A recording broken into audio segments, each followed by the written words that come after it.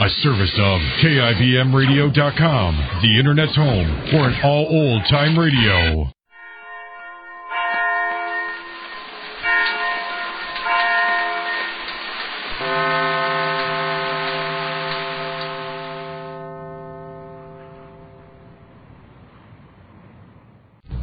And now, the life of Mary Sothern. With her husband Max in prison, Mary Sothern now faces Gerald Proust's relentless drive to make her surrender Max's controlling share in the Sanders interest. Already, Proust has succeeded in inciting the mill hands against Mary and in convincing Jeffrey Barton that his sympathies as the operator of the factory lie more with the public than with Mary Sothern. Now, Proust is trying to show Dr. John Benson that Benson's support of Mary would reflect badly, not on Benson, but on Mary Sothern. Plausible theory, Proust added a veiled threat against Benson's position as head of the children's clinic if he persisted in befriending Mary.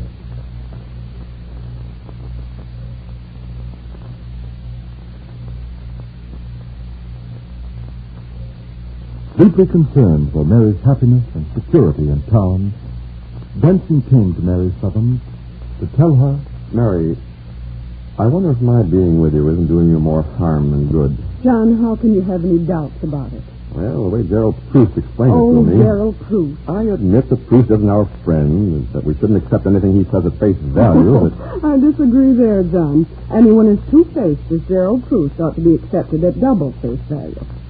All right. All very well to joke about it, Mary. Helps keep up your fighting front, why more power to you. But it just so happens that what he says about my friendship for you and Max, especially you, may be a fact. Then you were right about Gerald Proust when you called him a plausible scoundrel. But can't you follow his reasoning, Mary? Oh, yes, I can see his point, all right. You're the town's most respected young doctor and surgeon, and you're throwing yourself away for a convict's wife. They won't blame me, Mary. They'll blame you. Seems they're in a mood to blame you for everything wrong that happened. Oh, and I'm glad we're not in the earthquake zone. Well, will you admit that there is something, then, in what Proust says about my hurting you with my friendship? I don't care about that, John. No, you don't.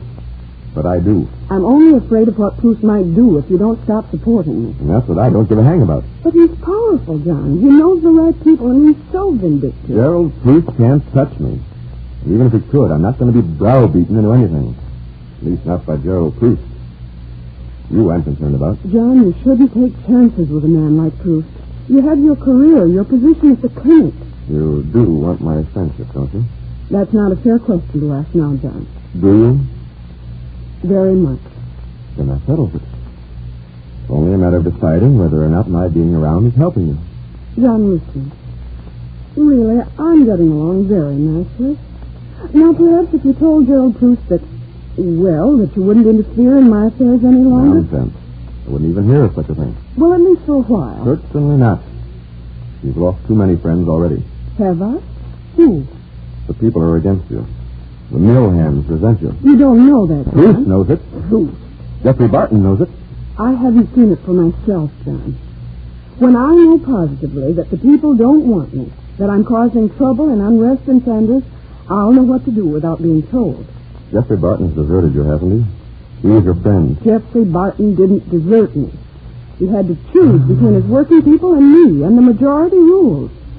And if it came to the point where they refused to cooperate with him, all those people might be thrown out of work. If Barton had to choose between you and his factory people, then there must be differences between you and the people. You see, they are opposed to you. They resent you because you're Max's proxy. Oh. You see, Mary, you can't afford to lose more friends now. John, on second thought, I think Gerald Proust may be right. What? Your association with me might hurt me at that. Mary. That doesn't go. But that's what you're afraid of yourself. But it's for me to decide, Mary. Oh, I don't know. I'm too confused even to think now. Mary, the whole mess was caused by that Sanders interest stock you're trying to protect from Max. Is it so important? Would Max want you to go through all this for him? I want to go through it for him, John. Can't you see that controlling stock means something to him? It's Max's hold on those ridiculous, gaudy certificates that helps him keep hold of himself and his pride. Mary, You call those certificates ridiculous. Why? Because they are, really. All full of fine terms and pompous wordage and green and gold scroll work.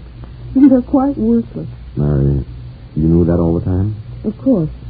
The Sanders interests have suffered severely. Then why are you fighting so desperately to keep the stock? Because to Max, that stock is still a symbol of power. But Gerald Proust offered you $10,000 for it. We can't have our ideals knocked down to the highest bidder, John. And that stock is the symbol of an ideal. Max's ideal, mine. Max treasures the meaning of that silly paper. I understand Max's feelings, and I mean to respect them. Well, that's all, I guess. I think I understand, Mary. If it were only an investment, John, that I were protecting, I might feel as you probably do, that it isn't worth the trouble and the agony, and the game isn't worth the candle. Well, I confess I might have felt that way about it. Yes. So unless my fight to preserve that ideal for Max hurts other people, I'll hold on to the bitter end. But I won't let you sacrifice yourself, John. Mary, you visited Maxon's prison today, didn't you? Mm-hmm. What happened? What do you have to say? Oh, great many things. We talked about... What did you have to say about me? The truth, Mary, please. Well, we asked about you. I told him you were well and standing firmly on our side. I knew that was the one important truth in all the lies that I must tell Max in order to keep him happy and satisfied that things are going well at home. Oh, fine, fine. That's swell. Great. I'm sure glad to hear that about Doc Benson. I knew you would be, dear. John stops in almost every day to see how things are going. Yeah, and everything's going okay, huh? Just breezing along? Oh, everything's going splendidly, dear. No trouble at all. No headaches from Gerald Proust or stuffy old Henrietta? Oh, no. He seems satisfied that you're in prison. Oh. Although I suppose he broods a great deal because it's only for a year and a day. Yeah, I'm sorry for him. Oh, he'd like to see me get life, I suppose, for something I didn't do. I don't think Mr. Proust is going to be very happy with whatever small satisfaction he can get out of seeing you behind bars for a little while. No, I suppose not. What Proust is aching for is my stock in the Sanders interest. Mm-hmm. Yeah, I know that. I know he'd do almost anything to get it.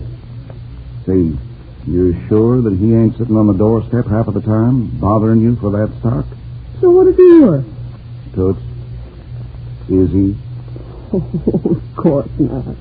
Why, even if you had the faintest hope of getting it, why, with John and Mr. Barton on my side, Gerald's simply out of luck. Well, Barton is in a ticklish position with his building the factory and having to listen to public opinion. Mm-hmm. And we can't count on him too much. Now, it's Doc who's the guy. He's the man I'm really counting on. And you can count on him, Max. He's so steady, and he gave you his word he'd see things through for both of us. Yeah, that's right. Sure, that's a fact. Well, I'm sure glad we got somebody to watch out for us, like Doc Benson. Bring on them Gerald Proust, huh, Toots?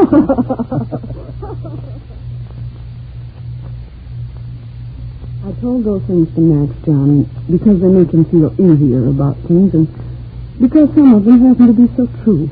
The things about me, you mean? Mm-hmm. But you mustn't let that influence you, John. If anything should happen to you because of us... Mary, when Max asked me to stand by you, I didn't make any conditions. But you say yourself that it might hurt me. And I didn't tell Max, yes, I'll stand by Mary, until I don't think it's wise anymore to stand by her. Max asked me humbly, as a good friend, to stand by. Come better, come worse. No, John. Yes, Mary. I know exactly what I'm going to tell Mr. Gerald Proust tomorrow. You see, I have ideals, too.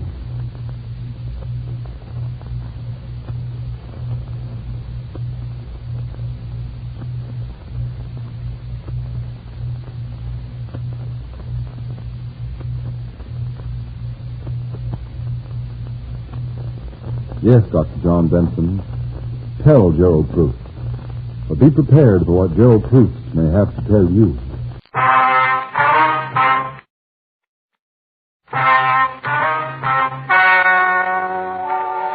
Ladies and gentlemen, the story you are about to hear is true. The names have been changed to protect the innocent. Dragnet.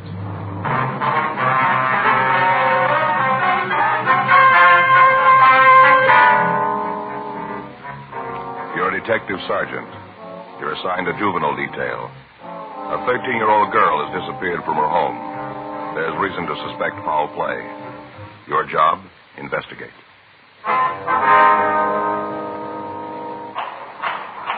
It was Saturday, April 17th. It was cold in Los Angeles. We were working the night watch out of juvenile detail.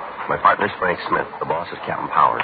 My name's Friday. I was on my way back from the 4th floor, and it was 11:52 p.m. when I got down to the main floor. Squatting them. That you, Joe? Yeah. How'd it go? Oh, not too good. Did he say anything? No. He says we got him for the job, but it's going to end there. He's playing the big man now. Says he's not going to name that other kid. Yeah. Let him sweat it out tonight. He'll feel different in the morning, maybe. Oh, you're right. Anything come in? As soon as I finish up this log, we can shut off if you want to. All right. You going right home? I say you're going right home. Well, I thought maybe I'd go by the city hall. I'd like to see Danny Galindo for a minute. What, are you going to eat then? Yeah, I'll probably grab something. You want to go? Might as well. Kind of hungry. I don't like to wake Faye up. She sleeps kind of light, you know. She always wakes up when I get to rattling around the kitchen. Yeah. Maybe stop and have a poached egg and some corned beef hash? How's that sound to you? Like a poached egg and some corned beef hash. Well, I'm not kidding. I'm hungry. Are you about finished there? Yeah. I want to see Danny before he leaves. What is it, something special? No, I heard that he had a set of golf clubs for sale. I thought maybe I'd look at them. Are you going to start playing golf? No. I thought maybe I'd take a look at them. I got it. Juvenile Division, Friday. Yes, ma'am, that's right. What's that address? All right, no, we'll find it. We'll try not to worry. We'll be right there. Yes, ma'am. Goodbye. Well, that food of yours is going to have to wait. What? 13-year-old kid's missing. Probably at a neighbor's. Her mother thinks she's been kidnapped. Frank and I left the office immediately, and we drove out to the address I'd been given on the phone. The caller had told me that her 13-year-old daughter was missing from the house. We parked our car a block from the place and walked the rest of the way in the event that the house might be watched. 12463 Courtney Terrace was a large house above Hollywood Boulevard. When we got there, all of the lights were on. Frank waited while I went up to the front door, and after a few minutes, he joined me. We were admitted to the house by a tall man in his early 40s who identified himself as the missing girl's father, Gilbert Moran. He asked us to come into the den of the house where he gave us the story. My wife's with the doctor. She went all to pieces when it finally hit her. Yes, sir. Now, have you checked with the girl's friends? Yes, sir. Gladys called them all. None of them have seen her. How about the neighbors? Oh, we've talked to them, too. They just can't tell us anything. You've got to find her. Yes, sir. We'll do our best, Miss Moran. Now, you want to start at the beginning and tell us what happened? Yeah. Do you want a cigarette? No, you go ahead. I have one here. How about you? Oh, I have one. Here's a match. Thank you. Joe? Yeah, thank you. All right, sir. Do you want to tell us what happened? Well, Gladys and I went to a show tonight down on the boulevard. We left Bunny here doing her homework. Bunny? That's your daughter? Yes, sir. Her name's really Lucille, but the kids at grammar school tagged her Bunny, and she's been called that ever since. Uh-huh. What time did you get here? It must have been about 11:40, somewhere near there. Mm-hmm. Did you notice that your daughter was gone right away? No, sir, not at first. I locked up, and then Gladys and I went upstairs. We checked Bunny's room, and she was gone. I see. Gladys started to think all kinds of things. Mm-hmm. I tried to calm her down. We got Bunny's telephone book and started to call her friends. We know most of them. They hadn't seen her. Finally, I thought it'd be wrong to wait any longer, and we called you. All right, sir. Now, do you want to give us a description of your girl? Would you wait just a minute? I'd like to talk to the doctor and see if Gladys is all right. Yes, sir. You go right ahead. She was terribly upset. Yes, sir. We understand. What do you think? I don't know. Big house, nice neighborhood. Looks like he's pretty well fixed, doesn't he? Yeah. Nothing about a contact yet. The girl's only been gone a couple hours. The doctor's giving her a sedative. She's still pretty much upset. Yes, sir. Now, what if you give us that description? Well, she's 13 and about right for her age. Well, how do you mean, sir? She's about 4'8", weighs around 80 pounds. What color's her hair? Dark blonde. She was always after her mother to let her use one of those rinses to make it lighter. Gladys said she should wait. I see. How about her eyes? Sort of brown, light. We used to tell her that she had honey-colored eyes, a sort of golden brown, real long eyelashes. Now, can you remember what she was wearing? Let me think. Well, as I remember, sir, she had on a pair of clam diggers. Clam diggers, short slacks. Hit her about right here. Short. I see, uh-huh. What color? Denim, sort of light blue. I see. White blouse. Sort of like a man's shirt. How about shoes? Well, I think they were, Gosh, I'm sorry, sir. I just can't remember. Now, is it possible she might have changed her clothes before she left? She didn't leave, Sergeant. She was taken out of here. I'm sure it wasn't her idea. All right, sir, we understand. Is there anything else about your daughter that would make it easier for us to identify her? Well, I can't think of anything. All right. Frank, what if if you call us in, please. Yeah. May I use your phone, Mr. Moran? Certainly. Where is it, please? Right through that door, there's an alcove in the hall. All right. The light switch is on the right, just behind the door. Thanks, sir. Say, wait a minute. Yes, sir? I forgot about Skippy. Who's that? Skippy, the dog, Bunny's dog. He's gone, too. Is that right? He must be with Bunny. First time I thought of him. He's usually right with her all the time. I haven't seen him since we got home. What kind of an animal is he? Golden cocker, about 4 years old. Bunny got him for her 9th birthday. I see. Better call on in, too, huh? Yeah. I wonder if I could see her room. Oh, sure, it's upstairs. This way? Mm-hmm. I hope you're not going to be angry, Mr. Moran. What? Has there been any trouble here in your home that might have affected the girl? What do you mean? Well, any arguments, disagreements, anything that might have upset her? No. No. Upstairs? Yes. How about boyfriends? You mean, does Bunny have any? That's right. Oh, there are a couple of kids in her class she has over once in a while. She's not allowed any nighttime dates. I see. Once in a while on a weekend, we go to a show and take one of the kids with us. Is there any one boy that she sees more than the others? Oh, no. Gladys and I both think she's too young for that. It's down this way, Sergeant. All right. This is her room. When we left, she was sitting right there at the desk. You can see how there's paper scattered all over. Yeah. Looks a little like there was a struggle, doesn't it? Mm-hmm. And she wouldn't do a thing like this if you just walked out. No, sir. Where does this door lead over here? Outside to a walk that runs around the house. Locked. Was it this way when you came home? Oh, yes, sir. I didn't touch a thing as soon as I realized she was gone. The radio was still on, wasn't it? I told you, I didn't touch a thing. I see. She's been kidnapped, Sergeant. Somebody took her out of this house. Wait a minute, Miss Moran. Well, what is it? What you found? There's something under the bed here, doesn't it? It's her dog, Skippy. Yeah. Looks like he's been beaten to death, doesn't it? Frank called the office, and the description of the missing girl was broadcast. Captain Warren Stilson was contacted, and he sent a crew of men out to the house to go over the room for physical evidence. The telephone company was contacted, and arrangements were made for an extension phone to be placed in the same room as the existing instrument. In this manner, if the kidnapper should attempt to make contact with Moran, we could relay instructions to him easily. All of these preparations, however, were made with the thought that the house might be under surveillance by the person or persons who had taken the child. A team of men from Georgia Street Juvenile was sent out to the house, and a 24-hour watch was set up. Frank and I began to talk to the neighbors and friends of the Morans. None of them could shed any light on the missing teenager. By 4 minutes to 6 on Sunday morning, there still had been no attempt at communication by the kidnappers. By this time, the girl's description had been given out to all officers in the city who might come in contact with her. Although when we talked with the neighbors, we'd asked them to keep the inquiries in strictest confidence, one of them had gotten in touch with a local newspaper. And before we had a chance to stop it, the news of Bunny Moran's disappearance was out. The other papers in the city picked up the news, and by noon on Sunday, special editions were on the streets. 1:40 p.m. Still no word from the girl's abductors. Her friends were re-questioned without results. All of the people who knew her or who had any dealings with her were interrogated. Still no leads. The examination by members of the crime lab turned up no usable evidence. They established that the dog had been killed with a metal bookend. The Federal Bureau of Investigation was contacted, and they assigned a team of agents to work with us. By 6:20 p.m., Mrs. Moran was in a state of complete collapse. The entire city and the state were looking for a 13-year-old daughter. A roundup of all known deviants was started. 10:38 p.m. Frank and I got back to the office. I'll check the book. All right. Is the skipper in? No, I don't think so. Hargrove said he went over to City Hall meeting with Chief Brown and Lorman. Mm-hmm. Anything in the book? Let's see. Yeah, there's a couple of calls. Nothing that can't wait, though. Well, you better call Faye, hadn't you, and tell her where you are? Yeah, I guess so. I want to tag by Leighton Prince before we go out to the house. Yeah. You check with the FBI? Yeah, they got the description of all of the border points. None of the guards remember seeing the girl. I figure she's still in the state then. Oh, hi, honey. That's me. Mm-hmm.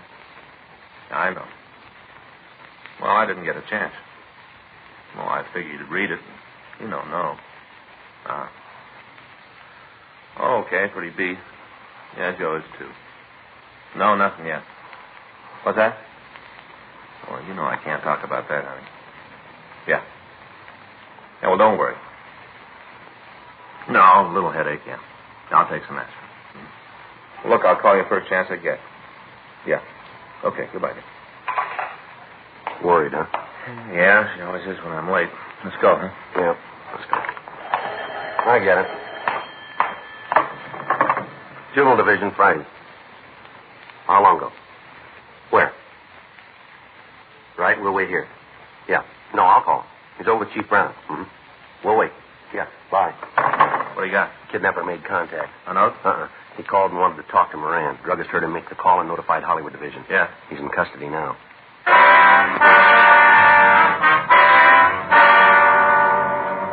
Frank and I waited until the suspect was brought into the office for questioning. He'd been apprehended in a drugstore while he was on the phone talking to Mr. Moran. A radio card picked him up and driven him over to Georgia Street Juvenile. We called Captain Powers at the city hall, and he immediately came to the office. At 10:56 p.m., the suspect arrived. He was taken to the office of the night watch commander for questioning. All right. What's your name? You're the cop, you tell me. Take everything out of your pockets. What is this, a shakedown? Don't you hear good? All right. Here's my wallet. Any money in it? Couple of bucks. Take it out. What are you doing, playing a lucky dollar Keep contest? the money in your hand. Just put the wallet on the table. Get the other pockets out. Nothing in them. Let us worry about that. All right. Change. There's a comb. Handkerchief. Clean, too. Matches. Cigarettes. Here's a pen and pencil set.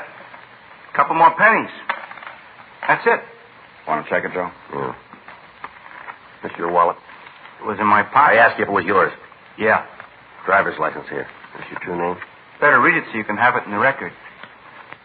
Mark Lawrence Lansdale. That's your true name? It's what it says. You still live at the same address?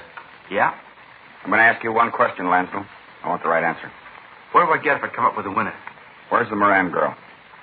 I don't know what you're talking about. And you better find out.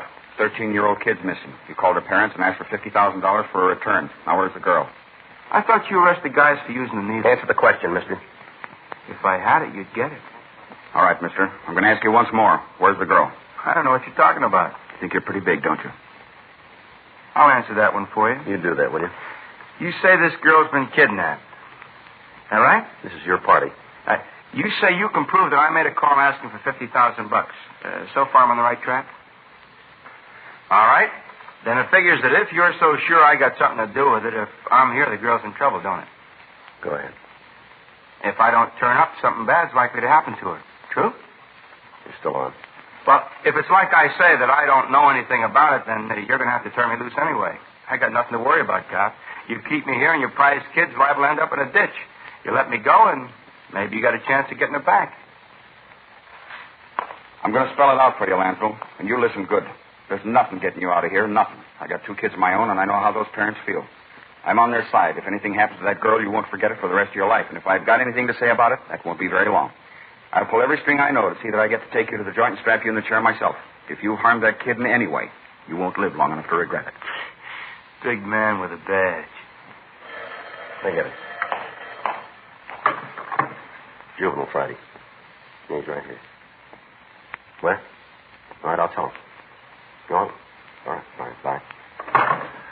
The Hollywood station, Skipper. Yeah? They found the girl. The call had come from the Hollywood police station telling us that the Moran girl had been found. We contacted Lieutenant Hartgrove and had Mark Lansdale held for further questioning. Frank, Captain Powers, and I left the office and drove to the Courtney Terrace address where the girl had been taken. When we got there was a uniformed officer standing by the front door. We went in and found Mr. and Mrs. Moran with their daughter, Bunny, waiting for us. The girl appeared to be all right. Her face was dirty and scratched. Her clothing was torn, but she appeared to be in good health. Are you hungry, dear? Would you like a bowl of soup or something? If it's not too much trouble. Not at all, honey. I'll get it right away. Now, you stop when you get tired. I will, Mother. You want to go ahead, Bunny? Yes. Where do you want me to begin? What happened on Saturday night? Daddy and Mother went to a show. I was upstairs doing my homework. I see. I guess I was up there a half an hour, maybe more. Seems like that long. Hard to tell when you're doing work, you know. Yeah. Anyway, the first thing I knew, there was somebody at the front door. I heard the bell, went downstairs. There were 2 men there. I see. They asked if my mother and father were home. I told them no, that they'd gone out. Mm-hmm. And then they told me that they knew that all the time. Said there'd been some kind of an accident and that I should go with them right away. Said it was an emergency. And you went with them, did you? Yeah. I went upstairs to my room to get a coat. I wanted to make sure Skippy was all right. Yeah. One of them went with me.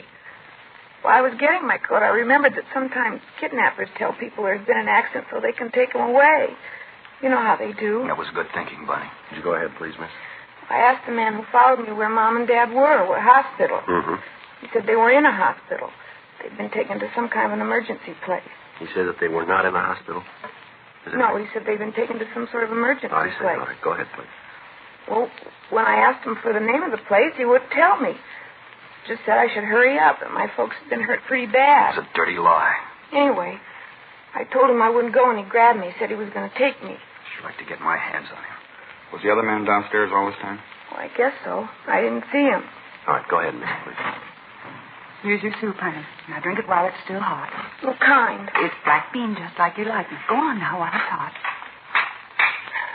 Well, there's some nice crackers there, too. Thanks, Mother. That's good. I'm hungry. Would you like to go ahead, miss, please? Can't you let her eat? Poor child, after what she's been through. There's another man out, Mrs. Moran. We've got to find him. He's right, Gladys. Well, you go ahead and eat while you're talking. Yes, Mother. And not too fast. All right. Please go ahead, miss. Well, when he grabbed me, Skippy, that's my dog, he got sore. Got real mad when he saw the man grab me, and he jumped at the man, tried to bite him. I see. The man hit Skippy, grabbed him and hit him a lot. I guess it killed him. I don't know. What happened then? Well, they took me out the car. It's parked outside in front of the house. Did you get a good look at the car? Mm-hmm. You can give us a description of it then. Yeah, I can tell you all about it. All right, where'd the men take you? Well, they drove for a long time. I think it's up in the hills someplace, up in Laurel Canyon. Mm-hmm. There's this kind of a house there, tar paper. Looks like the buildings they had when they were building the freeway. Tar paper shacks like the, they keep the blueprints in. Mm-hmm. One of those. Didn't even have a floor, just dirt. They put me in there and left me. I heard them lock the door when they went away. I see. I didn't know what to do. I sat there for a little while and tried to think what to do. Did they have you tied in any way? Yeah, they had ropes around my hands and around my feet. Mm-hmm. I fell asleep after a while. Cried for a while and then fell asleep. Oh, my poor baby. I guess it was morning when I woke up. I couldn't tell too good because there wasn't any window in the shack, just the walls and no floor. Mm-hmm. First, when I woke up, I didn't know where I was, and I remembered. Did either of the men come back at all? No, I sat there for a while, and then I tried to think of some way I could get away. Yeah. There was a whiskey bottle on the floor, and I kicked it until I broke it. Then I took one of the pieces and cut the ropes on my hands. I untied my feet and then just went around the shack kicking the walls until I found a place that wasn't strong. I found one and I crawled through. Mm-hmm. What'd you do then? I started to walk. It was pretty late by that time, and I started to walk down the road. I was looking for a house. Mm-hmm. I got to a street and walked along it for a while. There weren't many cars, but a truck came along, and the driver stopped and gave me a lift. Drove me to Laurel and Hollywood Boulevard and then let me out. Yeah. After that, I walked home. You were real brave, honey. I was pretty scared. There were a lot of times I didn't know what to do. You just bet there were, baby. But you did good. You're safe now. Can you describe the two men for us, do you think? I guess so. One of them was dark, kind of short, looked like... Oh, what's his name? You see him on television all the time, real mean-looking. I'll think of his name. Looked exactly like him. Mm-hmm. What about the other one? He wasn't very big either, kind of brown hair, thin, had blue eyes, watery blue eyes. Were those the only two men you saw? Yeah, just the two. Did they talk about anybody else being in on the kidnapping with them? Do you remember? Not that I could hear. You're sure about that, are you? Yes. Sergeant, what's so important about that? Well, sir, we've got a man in custody. The one who called you. Yes? Neither one of these descriptions match him. We continued to talk to the Moran girl. We got a complete description of both men involved and of the car they used. Local and APBs were gotten out on them. The fact that the descriptions varied and did not match the suspect we had in custody meant very little. A witness or a victim under stress might easily be mistaken. We talked with a family doctor, and he told us that after a good night's sleep, the girl would be able to cooperate with us completely. The following morning, Monday, April 19th, a special show-up was arranged at the main jail. Our suspect was placed in a line with other men in custody. Bunny Moran failed to identify him. Frank and I took her over to the city hall and had her look through mugshots that had been pulled from packages as a result of the run by the stats office. She was unable to point out a suspect. 1:40 p.m. We asked her if she could show us the shack where she'd been held captive. She said she could. We called her parents and told them where we were going, and then we left the office. We picked up a policewoman and drove out the freeway to Sunset Boulevard and turned off. When we got to Laurel Canyon Boulevard, we drove past Lookout Mountain Avenue, and then we turned left onto a dirt road. We drove for about a mile and a half. There was no sign of any type of building. It's right up ahead around the next corner. You sure you're on the right road? Yeah, I remember walking down this one. That's right. Hey, that's as far as we can go. Dead end. Maybe I did make a mistake. Maybe I did. I was sure it was along here, but maybe I was wrong. It might have been the next road up. You know, the one past where we turned off? Uh-huh. You want to turn around, Frank? Yeah.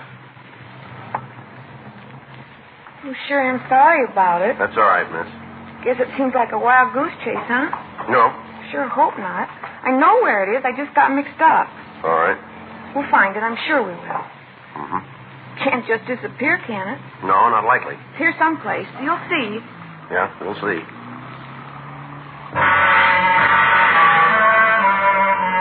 We went back to Laurel Canyon Boulevard and drove up all of the dirt roads in the vicinity. We didn't find the shack. Each time, Bunny Moran would offer some excuse. Finally, we asked her to describe the truck that had picked her up. She gave us a description that would fit 200 or 300 vehicles in the city. She was unable to tell us the name of the driver who'd stopped. We took her back to the office and asked her to go over the story again. When she finished, Frank left to get Captain Powers. All right, you want to tell us now? What do you mean? The real story, the way it really happened? Might be easier if you told us first, don't you think? I told you there isn't any more to tell. I told you all how it happened. Why are you lying? I'm not lying. This is the way it happened. Now, look, there are half a dozen places where the story you just told us doesn't fit with what you said last night. I was tired last night. Maybe I didn't remember. That's kind of hard to buy. Too many things that don't check out, miss. The story about your dog, the fact that you can't find the shack, you don't know who the driver of the truck was. There are a lot of things. I forgot, that's all. I made a mistake. Didn't you ever make a mistake? A lot of them. But last night you said only one of the men went upstairs with you. Now, isn't that right? I don't remember. You seemed pretty sure about it then. And I guess that's what I said. Only one of the men went with you, huh? That's what I said, yes. Well, then why, when you told the story just now, did you say that both of them went with you? I don't know. You're getting me all mixed up. Did you kill your dog? Did you? Yes. Why? I had to. To make the story sound real. I didn't want to, but I had to. Well, why'd you do it at all, miss? So they wouldn't mind, that's the reason. What do you mean, so who wouldn't mind? You'll think it's silly. You won't think it's a good reason. Why'd you tell me anyway, huh? Because I was failing. What? I flunked at school. I flunked and I didn't want my folks to know. They'd be real mad. Real mad. So you figured this kidnap thing out, huh? Played it that way. Yes. I thought that if something bad happened to me, they'd be so glad to have me back it wouldn't matter about my flunking. The whole thing was a lie from the beginning to end, huh? Yes. All of it. All right, youngster, we better get going. Where? We'll take you home. You gonna tell my folks about it? We haven't got much choice, have we? They'll be mad. Madder than they've ever been. Well, I guess they will. What'll I tell them? What'll I say? Well, I'll tell you, why don't you try something different? Huh?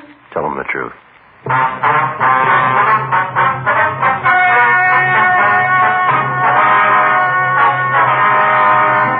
Present at the meeting were Mr. and Mrs. Gilbert Moran and their daughter Lucille. It was decided that no criminal complaint be issued, and the girl was released to the custody of her parents with the understanding that she be given psychiatric help. Further investigation showed Mark Hartwell Lansdale was wanted by authorities in Sacramento to answer a burglary charge. He was released to them. Dragnet. The story of your police force in action is a presentation of the United States Armed Forces Radio Service.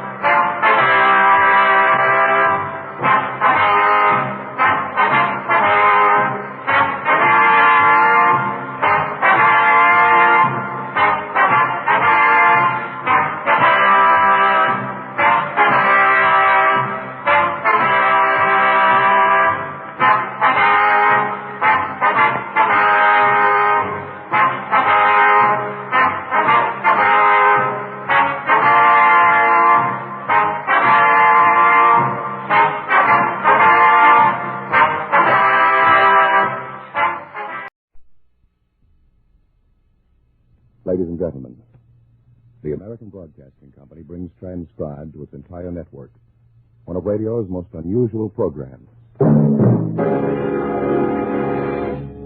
Pat Novak For Hire.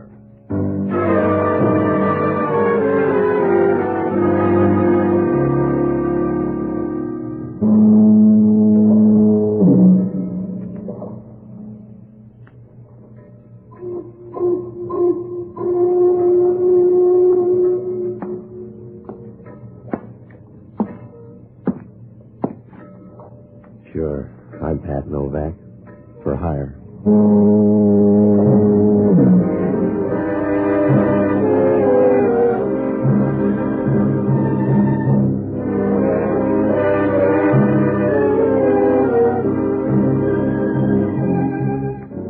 That's what the sign out in front of my office says.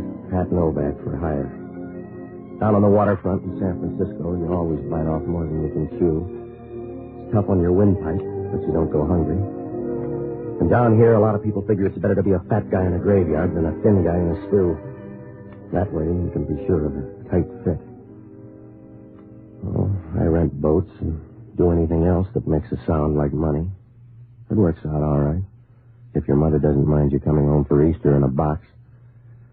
I found that out Wednesday night, about 9 o'clock. I closed the shop early, and I came home to read. It wasn't a bad book if you ever wanted to start a forest fire. It was one of those historical things, and the girl in it wandered around like a meat grinder in ribbons. I was moving along all right.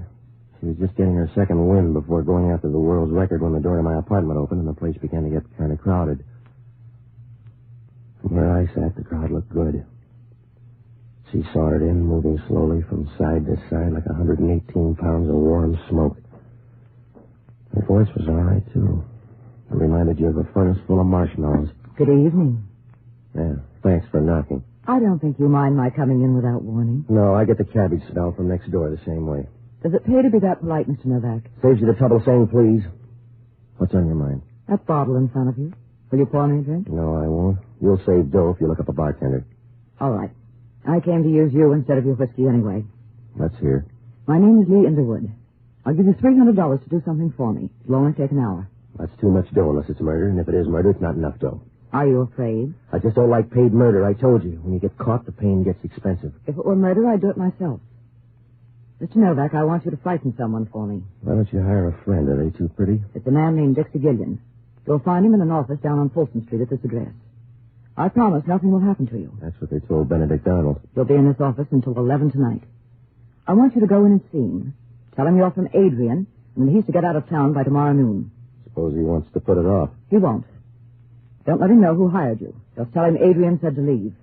Look, lady, you better go on home. For $300, I won't buy a tissue paper plot. Now tell me more or say goodbye. There's not much more I can tell you, except there won't be any trouble. He's a rotten little beast, and I want him frightened badly. Why? He's been bothering my sister. Why doesn't he bother you? Because I bother back too fast. You want the $300, Mr. Novak? Yeah, it's going to be a long summer. Put it on the table. Good. And you'll need this, too. No, you keep that. I don't want a gun. It's empty. Don't worry. See? No shells. It's perfectly safe. Now, look, sis, I got a nasty disposition. You can rent that for $300, but if you want more, find a gunsel. I don't want you to be a gunsel. That's why I want you to use this gun. I know it's empty. Use it on Dixie and you'll scare fast. It's just a way to save some breath. All right. It's your $300. You'd better go now. Yeah. Wait till I get a coat with you. If your doorbell rings, don't play mouse. Oh? Because I may look you up. Am I too young to ask why? Because if anything goes wrong, I'll be around looking for you. And from there on, it won't be nice. I'll dirty you up like a locker room towel. Relax, Patsy. You'll never learn to fall in love that way.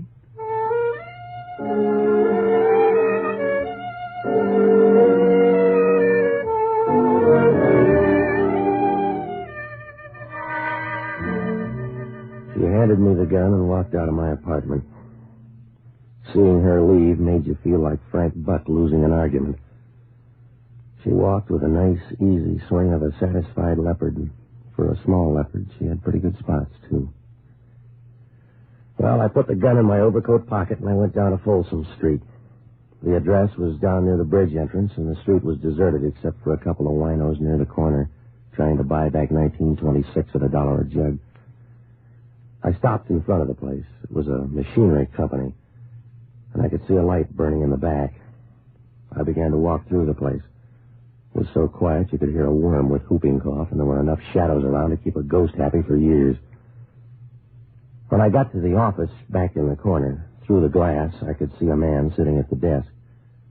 When I opened the door and walked in, he didn't seem surprised. Come on in, mister. You're bad on noise. Yeah? That's right. You make too much for a thief and not enough for a customer. What do you want? About 10 words, if you're Dixie Gillian. Go ahead. You better look up a timetable. What makes you that tough? This. Oh. Well, you look tougher with a gun. Does it make you talk faster? Now, look, I'm going to say it slow, mister. Pack up your rompers and get out. Is that you talking or somebody else? I'm just the guy with a gun. Adrian does the talking. And he says get out. That's right. You got the whole message now. All right, you told me, so wander out and spend your dough. I will. Oh, you'll need part of it, though. Because I'm going to give you an answer for Adrian. I'm going to take that gun away from you, mister. You can pick the pieces out of your head on the way home. You better stand back or I'll share it with you. You got your offer, mister. Let's see you make good. Oh, save your muscle, fella. Drop that gun. Save your muscle, fella. The gun's empty. Somebody fooled us, mister. Sometimes you can get a home run with a half swing.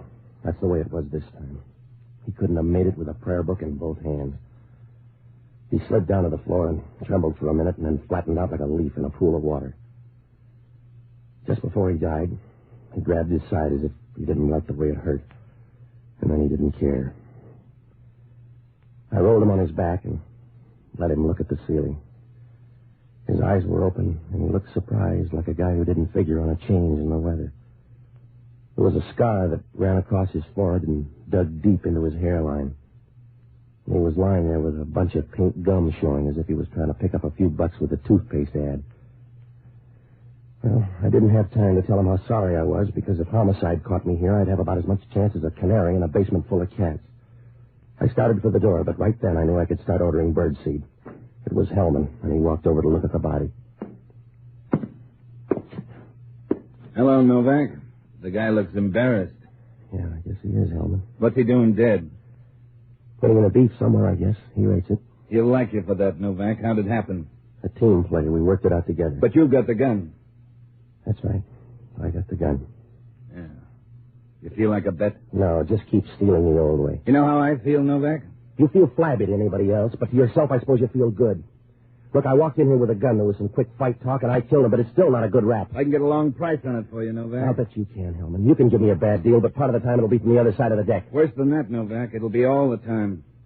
I want to watch you because I think you're going to be a crybaby. I'm going to scream if that's what you mean, Hellman. I'm going to scream about a gal that sent me in here with an empty gun. That's a big hole for a cat pistol, Novak. I got a last-minute curve. It was empty once. Yeah, that's the only way they make a gun. I don't want you for an hour ago. I want you for this dead guy on the floor. All right. I told you I didn't come in here to kill the guy. I don't know him. He may even be a good guy. I'm sorry he's dead. All right, Novak. Just wait a few weeks. You can tell him personally.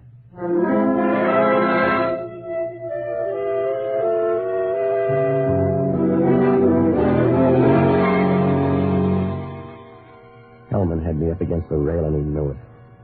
When we left there, he was wearing a big, toothy smile. It was big enough to sew on his ears. He called the coroner and told him to pick up the stiff, and then we rode downtown. He dropped the gun into ballistics and hauled me into his office. The reporters were there. He gave them the whole story and told them how to spell Hellman. After that, we wound up at the desk, and he booked me on suspicion of murder. The next hour and a half was the kind of stuff they don't write about in the paper. They call it interrogation, and when you're finished, you've been through a lot of tight spots, like an atom up at Caltech. About 11 o'clock, Hellman brought me into his office, and from there on, it happened kind of fast. I just talked to the DA. He's going to streamline things for you. Well, he's going to look funny going to trial on a guy you can't identify. We'll find out all about the dead guy. You can't count his fingers without making a mistake. If you want to know who he is, talk to that girl. Her name's Lee Underwood. We've been through all that, Novak. Now, suppose you tell me who Dixie Gillian is. I don't know, Hellman. The girl said his name was Dixie Gillian. I won't press you. I don't have to, Novak. I've got the only parlay I need. You, the dead guy, and a big fat murder gun. Sure. Yeah, Hellman talking. Yeah, I know it was a 38. They're crazy down in ballistics. I saw them standing over the dead guy. They must have made a mistake, that's all. No, I don't want him in here. I don't want him in here. Hey, Tony. Tony, You're getting pale. You need some more rouge, Hellman. I got some bad news, Inspector. Well, keep it or you'll take more home to your wife. I'll talk to you later. Talk to him now, Hellman. If that bullet doesn't match the gun, talk to him now. That's right, Inspector. A .38 bullet, but it won't match the gun you brought in. It's got a match. I came in and found him standing there. He's already admitted it. It's a neat trick, then. If he fired the bullet out of that gun, he retooled it in midair. I'm not that fast, Hellman. Come on, get out of that chair so you'll have room to squirm. You keep still, Novak. I won't bother you. I'm going home. Huh? I'm walking out of your jail, Hellman. You got a broken-down .38 that won't fit anything but your thumbs. You can't hold me on that. I found you over the body. I can hold you on suspicion of murder. Yeah, but it'll hurt tomorrow morning, Hellman. The papers will be down for a follow-up, and you'll have to tell them what it looks like out in left field. I'll handle them. You can't afford to let them start laughing at you. People get the idea it's your face. You can save car fare if you stay right here, because I'll have you back by noon tomorrow. You're not that good, Hellman. You couldn't hold a moth with a searchlight. The town ought to thank you. What? Oh, it's a nice jail, Hellman. With you around, it'll last for years. When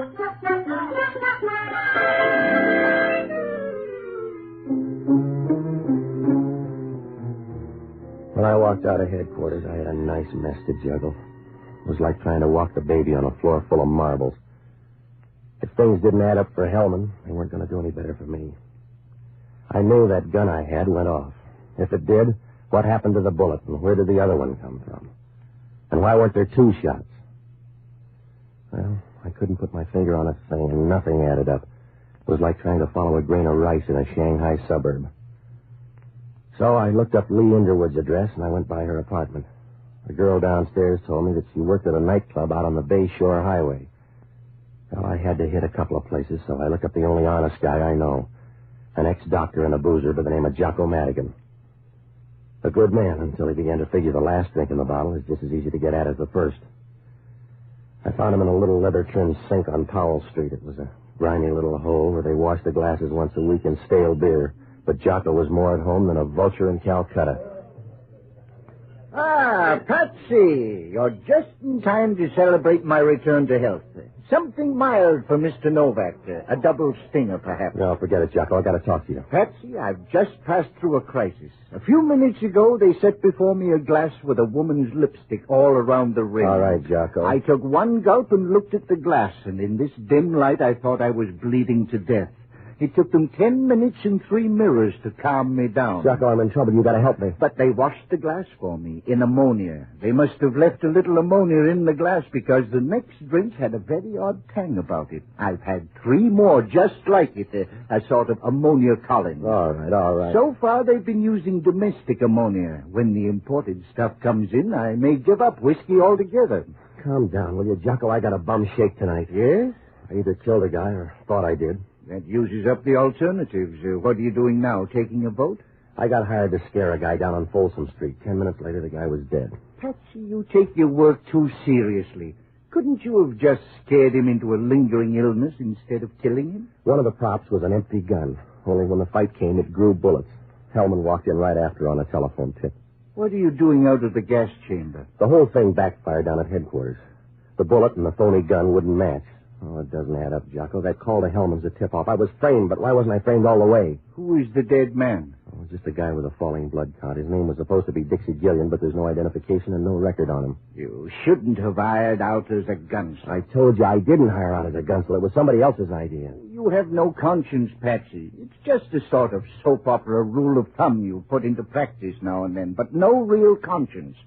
You'd let a dying woman lie in the middle of the highway unless her head was resting on a pile of savings bonds. All right, Jocko, I'll try with you later. I need help now. What sort of help? I want you to break into a girl's apartment. Yes? Don't worry, she won't be home. Is that supposed to be an incentive? It's at this address here, up on O'Farrell. Her name is Lee Underwood. She's the one who hired me.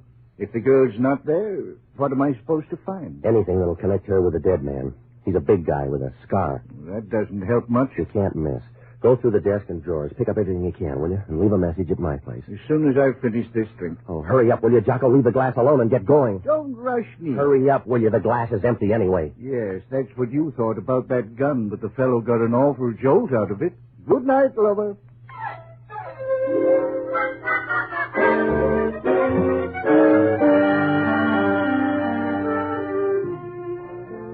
I went by a horse parlor on O'Farrell Street and borrowed a car from a guy.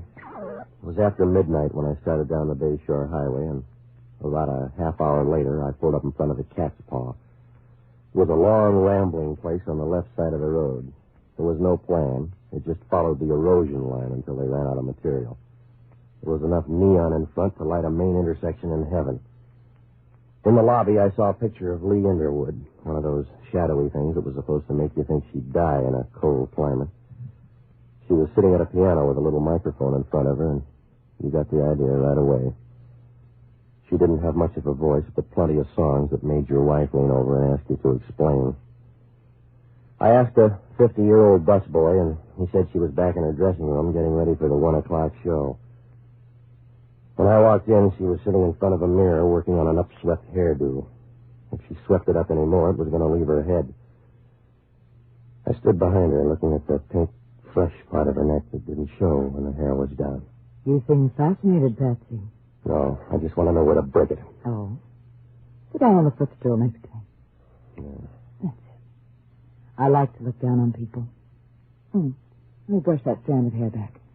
Or do you like it in your eyes? Now brush it back so I can see your answers.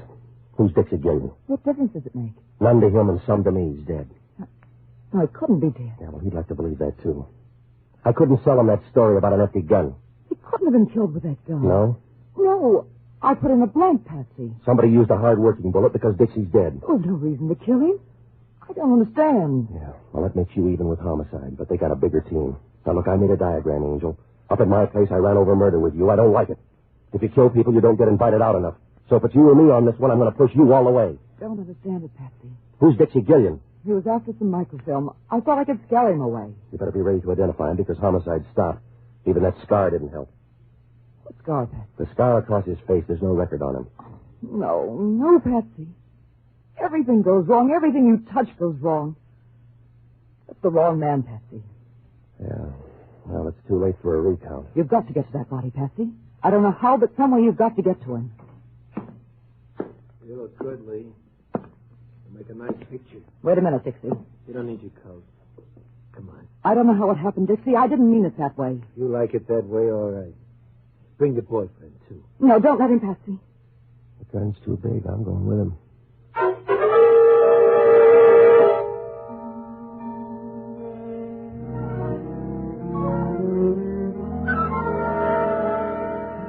It was a short trip.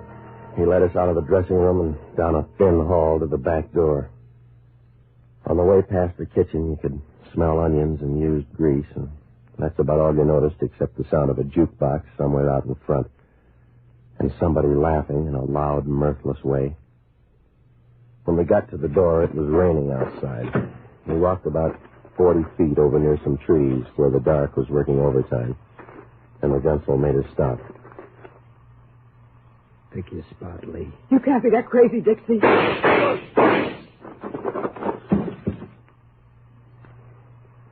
It's going to get wet, mister. You'll have a little trouble yourself.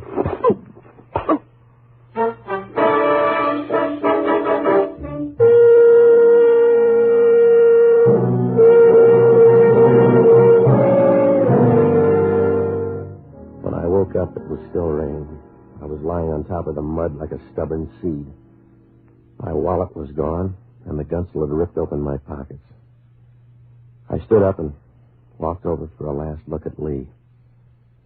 The rain had washed the makeup off her face, and she looked small and tired as she lay there, like a broken doll that had been tossed out in the rain. I guess she was. Well, I got to my car, and I drove back to town. I checked my place, but there was no word from Jocko, so I went up to Lee's apartment. When I opened the door, the room was dark, but I knew somebody was on the rug. Either that or they'd varnished the floor with bourbon. I flipped on the light and bent over Jocko. Hey. Wake up, Jocko. All right, Jocko. Come on, wake up. Come on. A little ammonia, I think, would bring me around. What happened? I was sapped, I guess. Everybody's got the same act tonight. Help me up. Where have you been? I went down to meet the girl. Where'd you meet her? In a swimming pool? I've been in the rain all night. She's going to stay longer. What'd you find out? The fellow with the scar is her husband. Yeah? There's a picture in the desk. Are there any more pictures? A few. Take a look. Where, In here? Yes. Well. Who's he? It must be Dixie Gillian. He was down to pay off a debt tonight. She called him Dixie once. There's a note with that name and an address in the other drawer. He's our boy. We better get up there. Not if he's already killed 2 other people. We can't wait for Hellman. If he gets away, I'm all through. I won't have a leg to stand on. That's my point. When the other fellow gets through with us, we won't have much standing to do.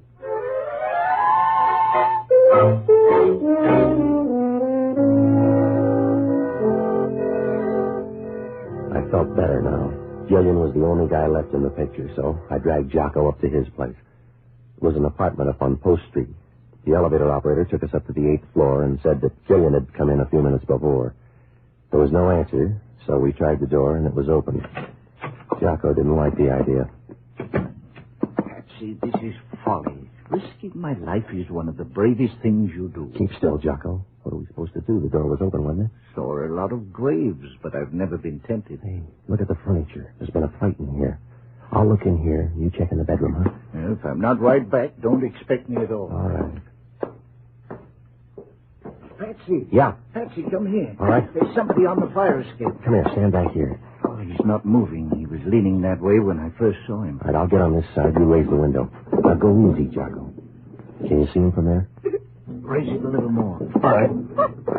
He's still leaning there. I can reach out. Watch yourself. If he's kidding, you'll lose an arm. I got it good. Raise the window more. Hey, Patsy, he's falling. Give me a hand. Oh, here, let me through there. Oh, it's too late. I can't hold it. Hang on, Jocko. He's falling. Oh, I'm sorry. Well, he was probably dead anyway. If he wasn't, that was a step in the right direction. Well,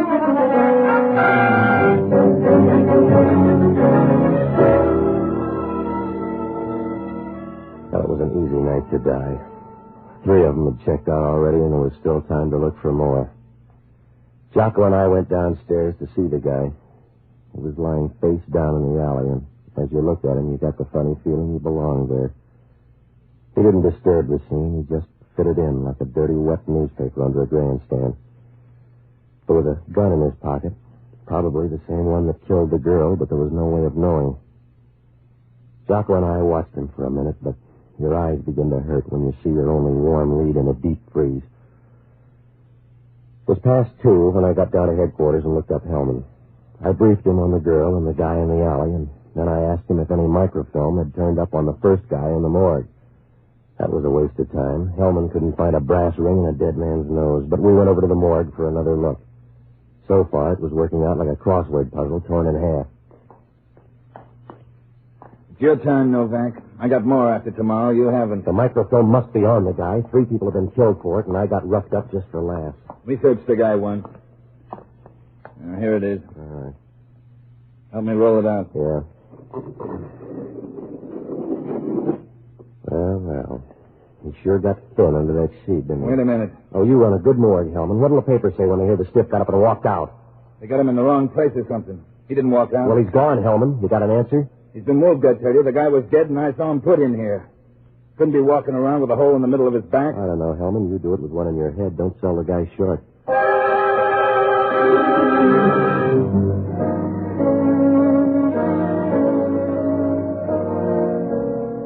When Hellman found out the body was gone, he stood there and stared at the empty slab. And then he started looking around in a nervous way, like a man trying to find a sugar bowl at a restaurant counter. A few minutes later, he turned and walked out of the morgue, and we were halfway downtown when it happened. It must have hit us at the same time, sharp and quick, like a piece of candy in a bad tooth. The guy back in the alley had come off that slab in the morgue. We got out to Dixie's place, and we began to check. There was a phone operator downstairs, and she said that Dixie had put through a call about 2 hours ago. Hellman checked the number, and it was the ticket office of a railroad. We got downtown and ran through the timetable. There was a train leaving the Oakland Mole in about 40 minutes.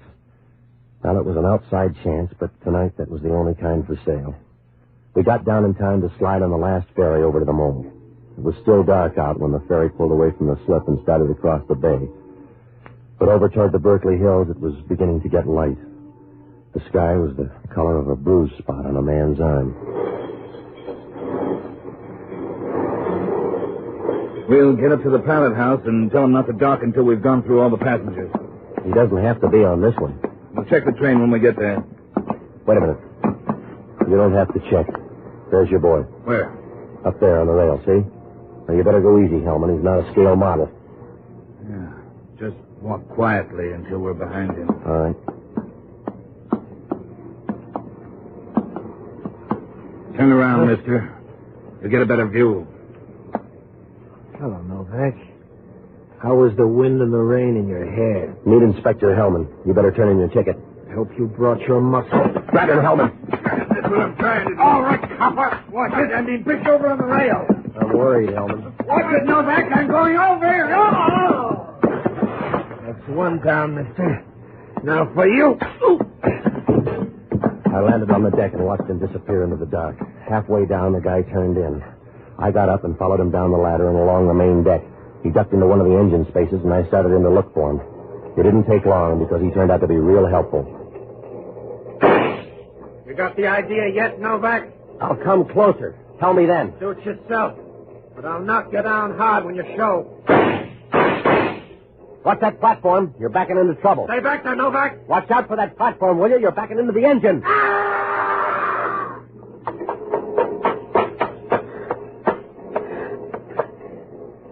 I kind of wound up last, huh? Yeah. That's the way it looks. Did you get the microfilm? Yeah. I got a big hurt. Does it show? A little. Yeah. It's been a long night, Novak. Huh? Yeah. But your worries are over. It's almost dawn. I don't know if I can use it. But I'll give it to you.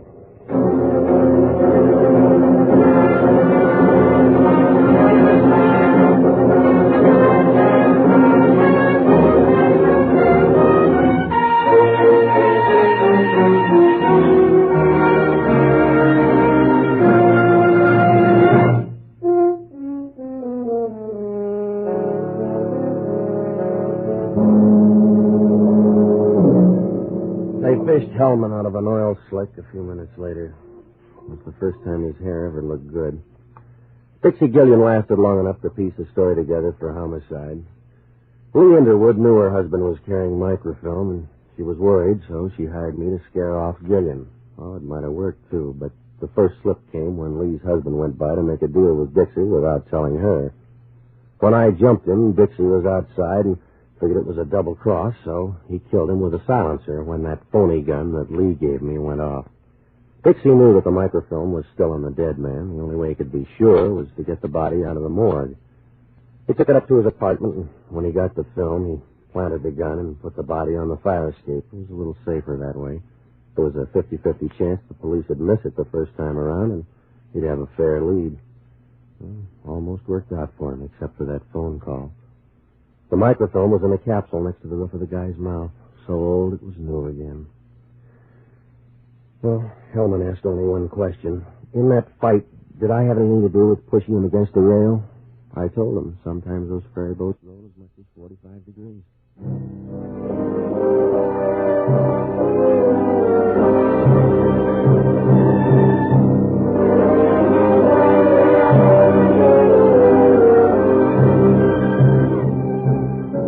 The American Broadcasting Company has just brought you the 10th of a new series, Pat Novak For Hire, starring Jack Webb. Pat Novak is produced and directed by William B. Rousseau. Jocko Madigan is played by Tudor Owen. Inspector Hellman is played by Raymond Burr. Music was composed and conducted by Basil Adlam. Be with us again next week, when over most of these same ABC stations we'll bring you Pat Novak For Hire. This program came to you transcribed from Hollywood. This is ABC, the American Broadcasting Company.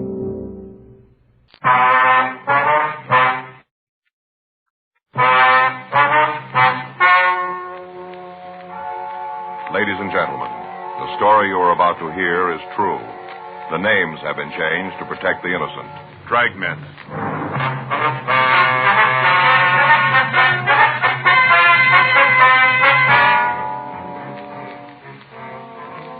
You're a detective sergeant. You're assigned a robbery detail. Two men are terrorizing your city. They're both armed and considered dangerous. Your job, get them. It was Thursday, September 9th. It was warm in Los Angeles. We were working the night watch out of robbery detail. My partner's Frank Smith. The boss is Chief of Detectives Thad Brown. My name's Friday. I was on my way back from the street, and it was 11:42 p.m. when I got to the 814 Club, the back room. I hate to think what's going to happen when Mr. Negri hears about it. It's going to be pretty bad. Yes, sir. How about it, Joe? You catch the fellows yet? No, sir. Description's out. Guys from the F cars are checking the neighborhood. Haven't got nothing yet, though, huh? No, sir, not yet. Wish I was home. Sir? If I was home, I could turn off the phone. I got one of those attachments in the extension in the bedroom that turns it off. Wish I was there now. Mr. Negri's really going to be sore. Mm-hmm. Was there anything at all about the two men that would stand out and make it a little easier for us to identify them? Tell you the truth, Sergeant, if there was, I didn't see it. All right. I was scared. Darn scared. I'm not afraid to say so. Yes, sir. I can tell you again, if you want me to, about the robbery. All right, if you would. Might be something you didn't remember the first time. Okay. Guess it was about 11:15 when it came in. Just a guess, but I think it was about then. Uh-huh. A dark one. He had the machine gun. He kind of moved over so he had a good look at the people sitting at the bar. What kind of a gun was it? Machine gun. I see. Go ahead. Guess he could have hit him off from where he was. Held the gun kind of low, like at his hip here. Mm-hmm. What about the other one? Well, he waited with his friend, and he walked up to the bar and stood right in the middle of the floor. He had the automatic, huh? Yeah. It looked like a .45. He stood right in the middle of the place, just looking there, watching me. What happened then? Well, the fellow out in front reached over and pulled the plug in the jukebox, turned it off right in the middle of the record, pulled the plug. And that's what made the other people turn around. Uh-huh. Turned right around and looked at the guns. That's when the light fellow, the one with the .45, he said, "Sit where you are. This is a stick-up." Are those his exact words? Well, near as I can remember, yeah. He kind of had a squeaky little voice, like it was still changing, Yes, sir. But those were the words. Sit right where you are. This is a stick-up. All right, Mr. Gilmore, you want to go ahead? Well, the one with the funny voice told everybody to get up and turn around so they was facing the bar.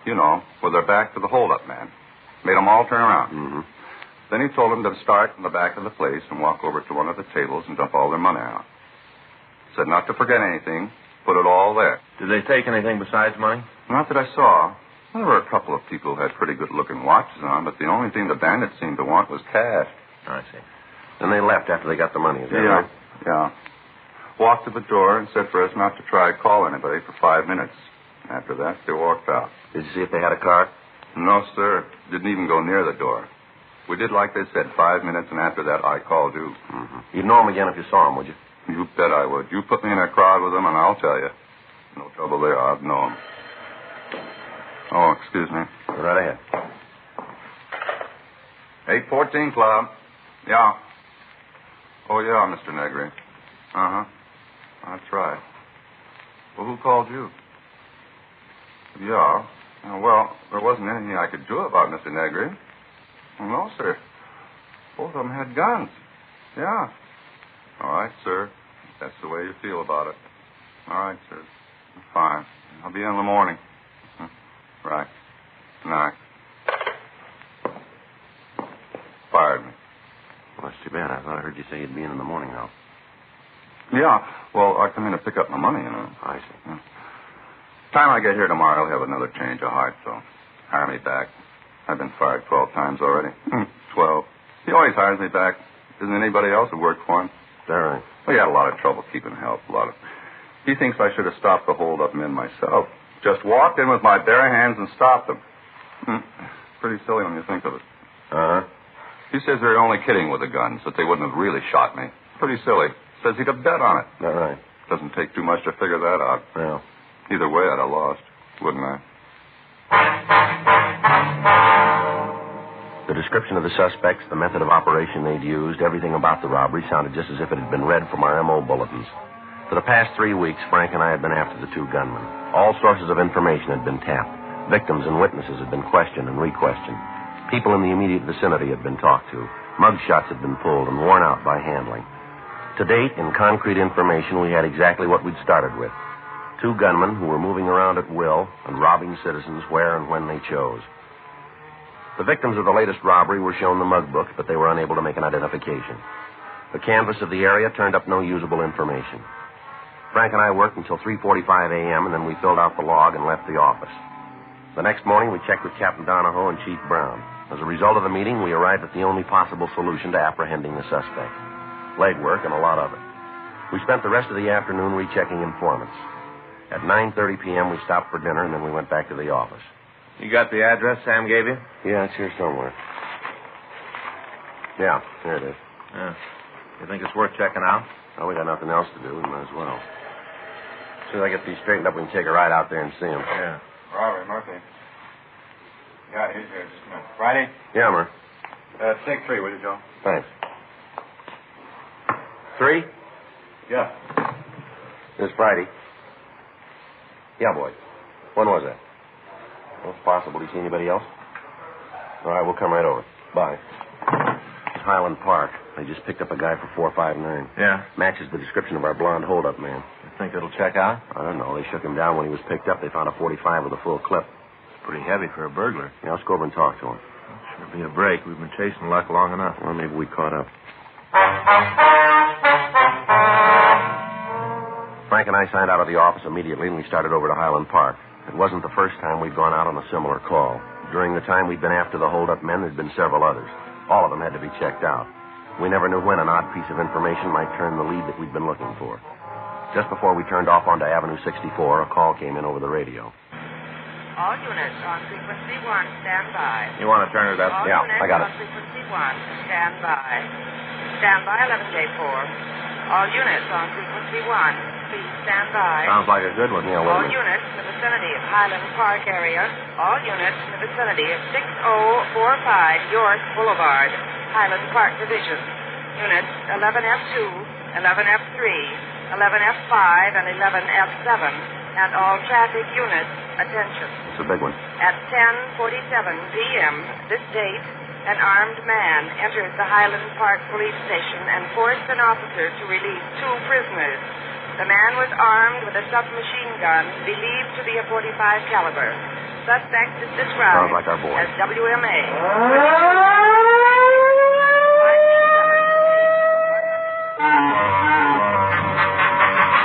The Highland Park Police Division is a large brick building located on York Boulevard.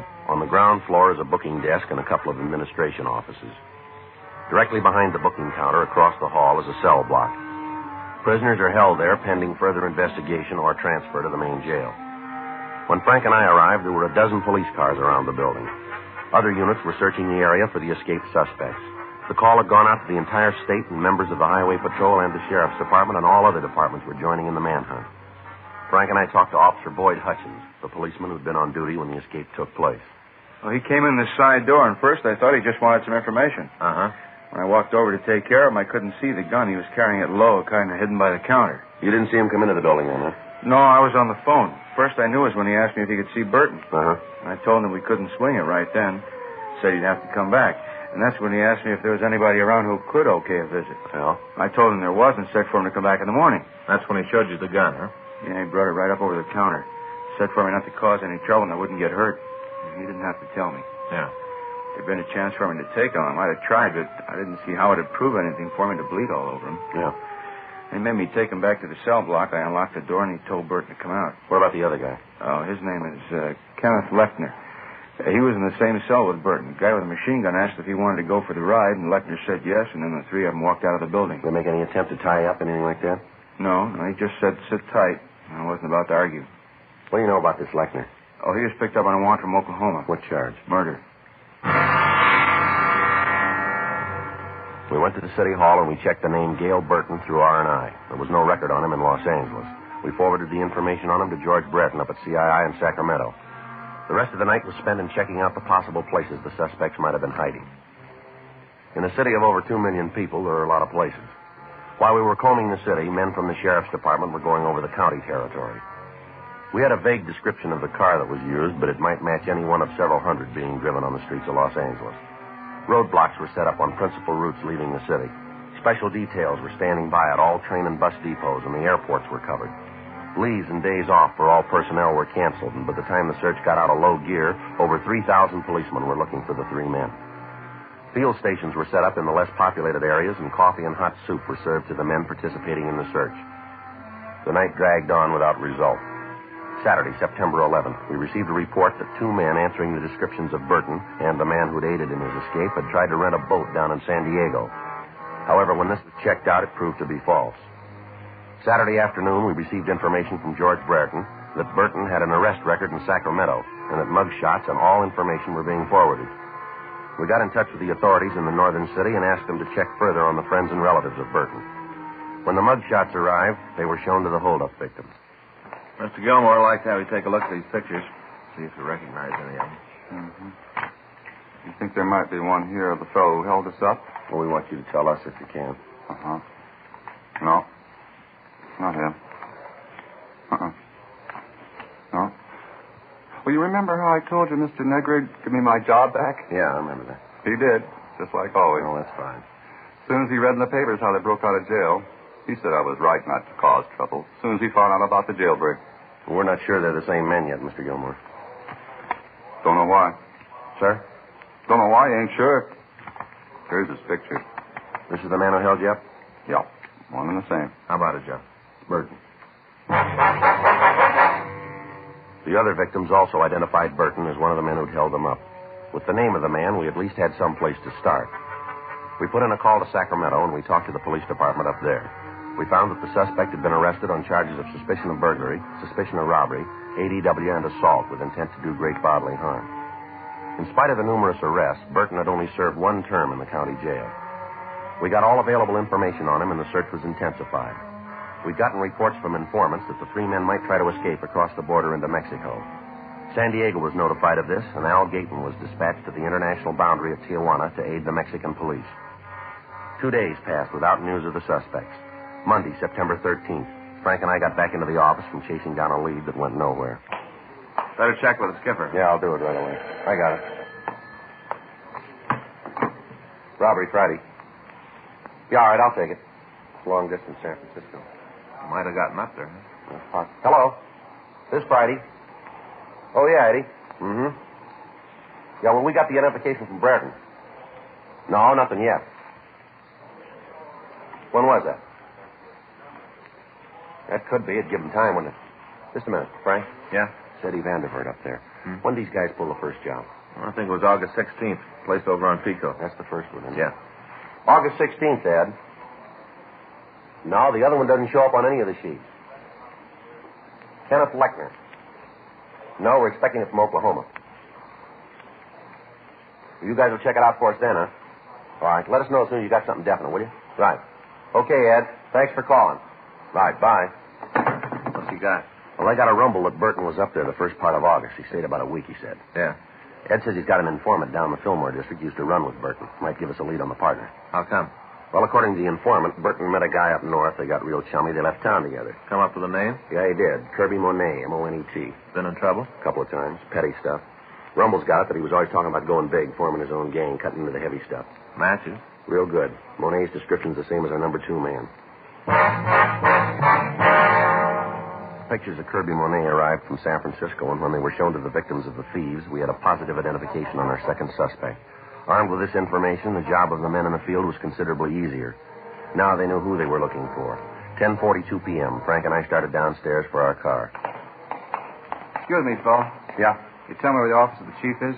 Down the hall and to the right. Thanks. Wait a minute, Phil. Hold on.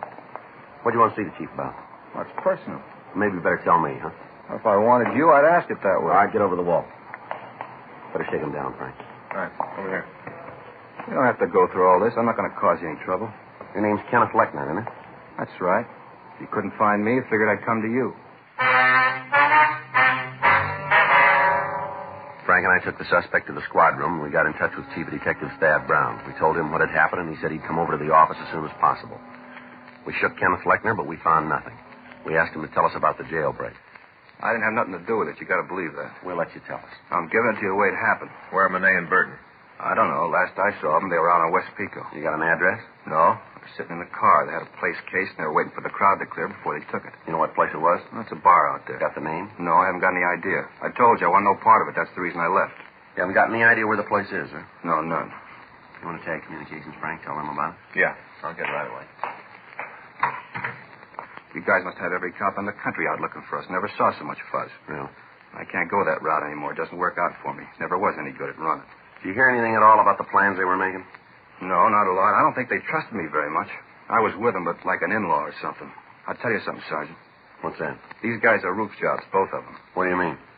Well, they lost the road all the time talking about how they're going to put class back in hold-ups, going to form a big gang and really jump the cops. All the time talking like that. Roof jobs. Mm-hmm. You got any idea where we can pick them up? Ain't nothing I'd like better than to give you the address, but I ain't got it. What about this car they're using? Can you give us a description of it? Yeah, it's a 52 Nash 4-door. Stolen? Well, it must be. They had it when we left Highland Park. You give us the number on the plate?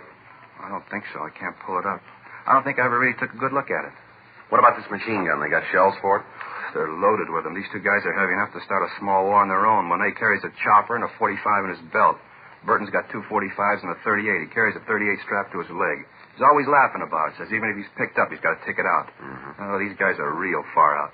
They've been reading too many comic books. All the time talking about Dillinger and Floyd. Burton even took to smoking cigars. Says it makes him look like Doc Barker. Anything you can give us that'll help us nail them? No, nothing. All right, Lechner, let's go. You take me to jail? That's right. Hey, you do me a favor, huh, Sergeant? What's that? Give me a cell by myself. I ain't much sleep in the last couple of days. I'd sure like to get some. We'll see what we can do. All right, sit still a minute. All right, let's go. You got to put these on again? That's right. All right, come on.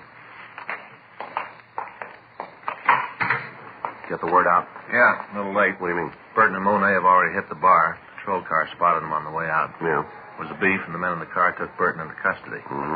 Dropped him in the car and started to bring him in. Hadn't gone more than a couple of blocks when Monet drove up, rammed the police car, and started shooting. Anybody hurt? Yeah. He took Burton away from the men in the unit and shot one of them. How bad? Well, he's at Georgia Street receiving now. They don't expect him to live. We had Count Fleckner held for the Oklahoma authorities. We contacted Captain Donahoe and told him what had happened. He'd taken over the search for the two suspects in the Pico area. A blockade had been set up on all streets leading into and out of the area. All vehicles were being stopped and searched. All pedestrians were being interrogated. Frank and I joined in the manhunt.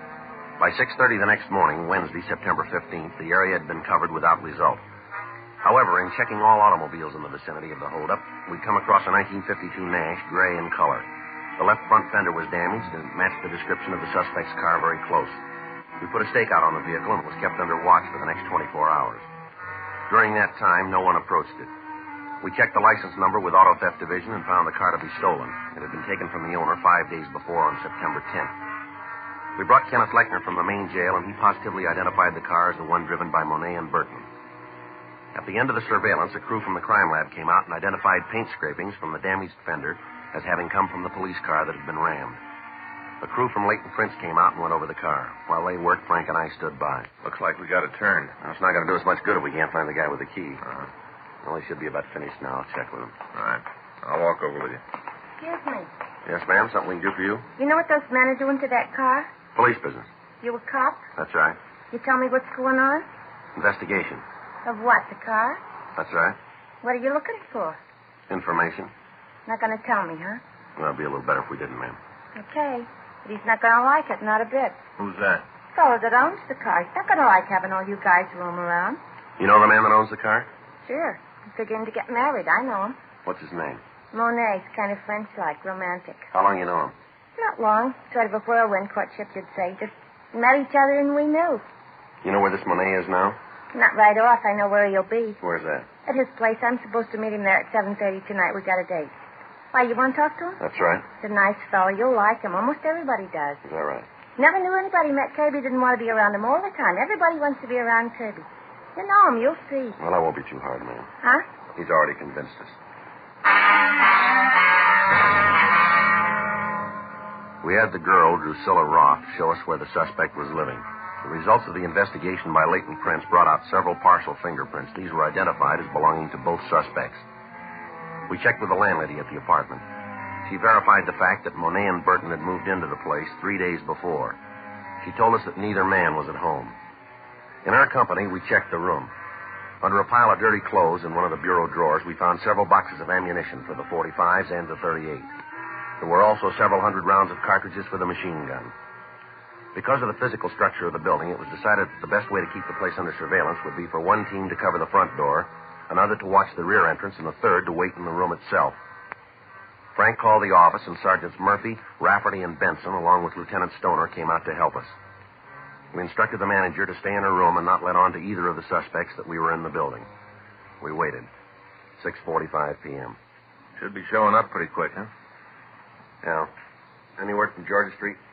I talked to Stoner when he got here. They've given Simon a couple of transfusions. Figure they're going to be able to transfer him to General the first thing in the morning. You going to make it then? Well, looks like it. They took a 38 out of his left lung, 2 more out of his hip. Pretty rough go. Yeah. What time you got? 6:47. Should be here by now if he's going to keep that date. Well, there's another one that comes first. At 7:06 p.m., there was a knock on the door. It was a signal that we'd arranged. We opened it and found that Lieutenant Stoner had come up to tell us that Gail Burton had been taken into custody. He'd approached the apartment, and as soon as the officers stopped him, he surrendered, offering no resistance. Stoner wanted to tell us that he and Benson would take the suspect downtown for booking. Frank and I settled back to wait for Monet. 9:20. Oh, I'd sure like a smoke. Yeah. Why is it, Joe, you and I always draw the stake inside the room where all we can do is sit? I don't know. You usually ask for it that way, don't you? Well, next time we're going to take one of the entrances. Sit out there in the car. Smoke when you want. If you want something to eat, you just run down the drugstore for a candy bar. It's a lot better duty, Joe. Sounds like somebody coming tonight. Yeah. What's that? Yeah. All right, Monet, hold it right there. Watch it, Joe. See him? Down this way. All right, hold it. Any sign of him? No. Why are you going down the stairs? The apartment at the end of the hall. Right. Come on. All right, Monet, come on out. It's the last time around, Monet. Throw that gun out and you follow it. Not coming out. All right, let's go in. Wait a minute. I'll knock. Hey, don't shoot me while I quit. I don't want to fight. Throw the gun out here. Right there. Drop it. All right, here it is. Doing like you say. I got it. All right. Hands behind your head. Back out of the door. Come on, turn around. Keep those hands where we can see them. Okay, I'm coming. Now, don't shoot anymore. I won't give no more All right, trouble. hold it right there. But don't move. Keep those hands up. I'll shake it. Here's another one. 45. Had it in his belt. I'd have given it to you. I wasn't going to try Yeah, anymore. sure. All right, keep still. All right. Take your hands down. Back of it. One at a time. And now turn around.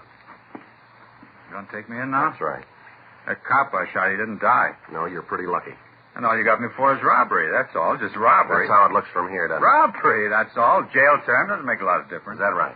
Sure. Isn't a jail built can hold me? Not one. I'll get out. I'll be running again. You see. I wouldn't give odds. Huh? Bigger men than you said they'd come back. Yeah, show me. I'd sure like to meet him. Don't worry, you will.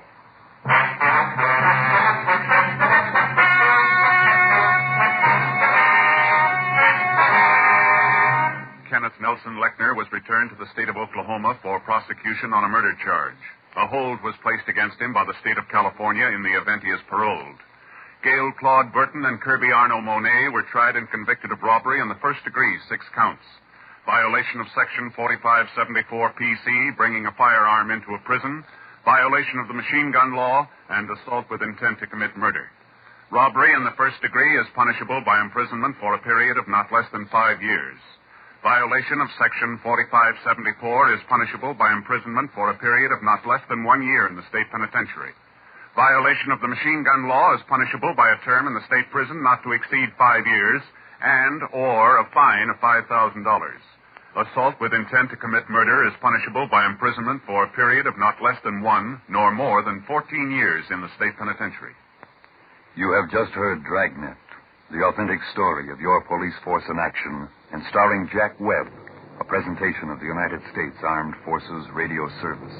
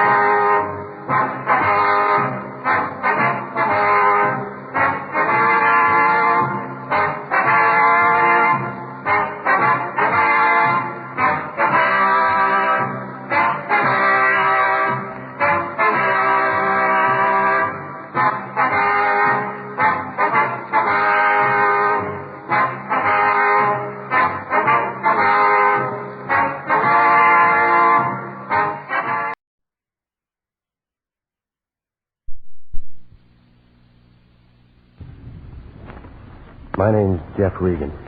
I get 10 a day in expenses from a detective bureau run by a guy named Lyon, Anthony J. Lyon. They call me the Lion's Eye.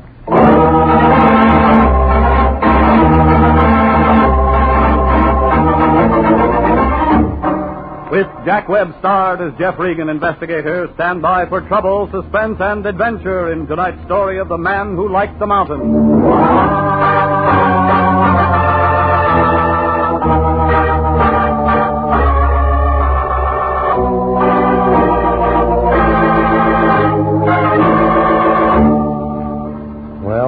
This is the way it started. It was about 6 o'clock last Monday night. I was home cooling myself off when the phone began jumping around on top of the desk. Jeff? Mm-hmm. This is Melody. Mr. Lyon calling. I'm out. You can't find me. That's no attitude. Here he is. Hey, Melody. Regan, I got a job for you to do. You can tell me all about it tomorrow morning. So long. Now, wait a minute. It's got to be taken care of now, tonight. Look, I worked hard all day. I'm tired. I told Get you somebody to be else. there in 15 minutes. Now, take this down. Office and Taft Building right by your place. He's an attorney. Name of Collins Knight. Collins Knight. What rock did you look under for him? Now, don't be smart just because the guy serves little time once. And gets himself disbarred and re-entered and tied up with every piece of gambling from here to Reno. I'm not interested in who they are, what they've done, as long as they can pay the bills. And Collins Knight is just the baby who can do it. So hop over there and find out what's what. And call me if you run into any trouble.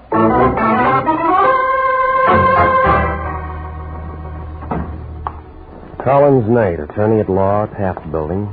Turned out to be a medium-sized man, about 50, in a loud tan sport coat and black and white polka dot tie. The good tailoring on his shoulders didn't cover up that 45-year-old stomach, but it didn't seem to bother him. He smiled when I walked in his office, pulled out a bottle of bonded stuff and a couple of tall glasses. Sit down, Regan. Make yourself comfortable. Say when. When?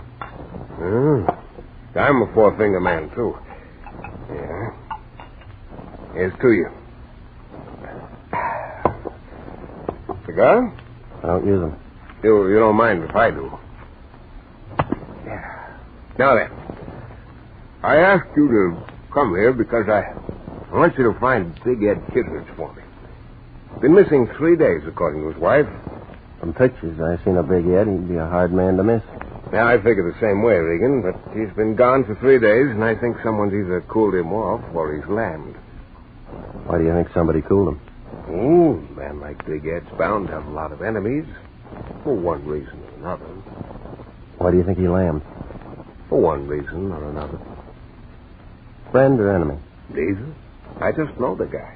It's one of my people. I handle a couple of things for him. His wife is worried about him. I didn't know people like Big Ed had wives. Well, they do. At least Ed does, and a darn cute little girl she is. Inez. Yes, very pretty little girl. Tell me about him. He's gone. What about his wife? Where'd he meet her? When'd he marry her? I gotta have something. I don't know. Well, I'll have to see her. Okay, see her. You don't much care whether I find Big Ed or not, do you? Nope. Thanks for the drink. You don't like me, do you, Regan? No. Oh, most people don't. So long, Shamus. Keep in touch.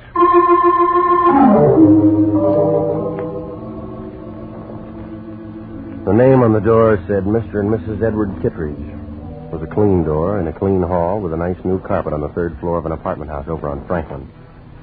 I figured $100 and up for a bachelor. She was pretty. Red hair, the mahogany kind. Green eyes. 24, maybe. But she could look 16, just coming off the beach and wearing those gold sandals. Yes? Miss Kittredge? Hi, my name's Kittredge. My name's Regan. I'm a private detective. Collins Knight hired me. He said your husband's missing. Oh, come in, Mr. Regan. I told him I'd want to talk to you. Okay if I sit down? Oh, of course. I'm sorry, Mr. Regan. Can you tell me anything about him? His friends? Business? You ever heard of Big Ed Kittredge? Oh, yeah. He's been around. Makes the papers now and then. You know what kind of friends he might have. What about his business? I love Mr. Regan. I was hopping cars in Glendale 2 years ago. The movie contract they brought me out from Iowa to keep wasn't anything more than a lot of talk. And I had to eat. One day, a big man came in. I waited on him. Big Ed. Yeah. After that, he kept coming in. I began going out with him. When he asked me to marry him, I married him. I didn't ask him what he did for a living or how he spent his time. He was good to me. He's always been good to me. Now he's gone. Mm-hmm. He's never been gone more than 5 hours since we were married. He gave me everything, done everything for me. And you don't ask questions. Now, I don't ask questions. But there's one thing. Yeah? Yeah, our partner here, the man named Axman, was here 2 nights ago. That was the night Ed left. He'd never come back. Axman. Yeah. Ed was in the kitchen. I was in the bedroom. I thought I heard him quarrel, and when I came out, Axman had his hat in his hand. He was leaving. Ed went with him. Mm-hmm. That it? Well, yeah, that's it. I ain't seen him since then. Think anything's happened to him? You think he's all right? I think you ought to tell me the truth. What? All the pictures I seen in the paper of Big Ed kept picture of a big man with a pipe in his face. I don't see any pipe racks around here, but I see where they might have been. Why, you... And if I went to a closet, I bet I wouldn't find any of Ed's clothes around here either. Now, come on. Tell me about that argument. All right, you win, Peter. The same thing we've been arguing about for 3 years. He drinks too much. He plays the horses too much. And besides, he socked me. Mm-hmm. Go on. All right, fine. I got fed up. Told him the gal. Only now you want him back. Why? Just long enough to serve him some divorce papers and get a property settlement. I thought it'd be something like that. Oh, no, wait a minute, Regan. Wait a minute. About Axman, I wasn't lying. He hates Ed, even if they are partners. Something from the old days. Axman walked in when Ed and me was having our knockdown. He saw it all. If he wanted to bump Ed, he could do it. Somehow he'd fix it so it looked like I'd done it. He's a crime. You think he'd make a good witness? Well, Axman's a smart guy. Just the doorman and the clerk downstairs, they heard Ed and me arguing. We get kind of loud. I might have said something about killing Ed. Sure make me look sick if Ed turned up dead somewhere. Yeah, it would. You gonna help me? I'm already hired, lady. Thanks, Peter, thanks. Sorry I put on that ad. You're pretty good. Wrong prof, that's all. I'd try that studio again if I were you. Yeah? They're a bunch of slobs. They wouldn't give no gal a break. Maybe you're right. It ain't bad for people. When this is all over, let's you and me have a drink somewhere or something, huh? Yeah, something. I'd like to meet a nice guy. A real nice guy, just once. Just once.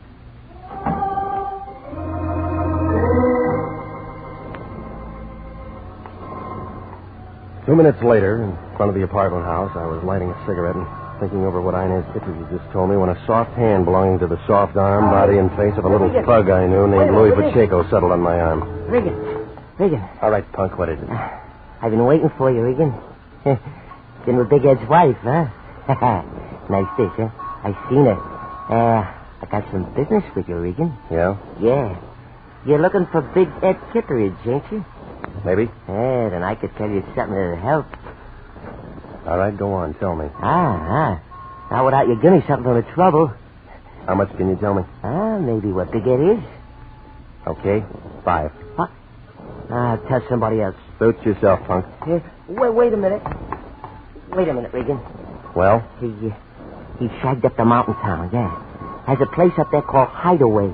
And not many people know about it, not even his wife. Yeah. He went up with a guy named Axman 3 days ago. He's got some slot machines and stuff like that up around there. That all? Yeah, that's enough for you, Gumshoe. Okay. Here. Keep it. I don't need your lousy sawbuck. Keep it, you chisel cheapskate. Cheapskate.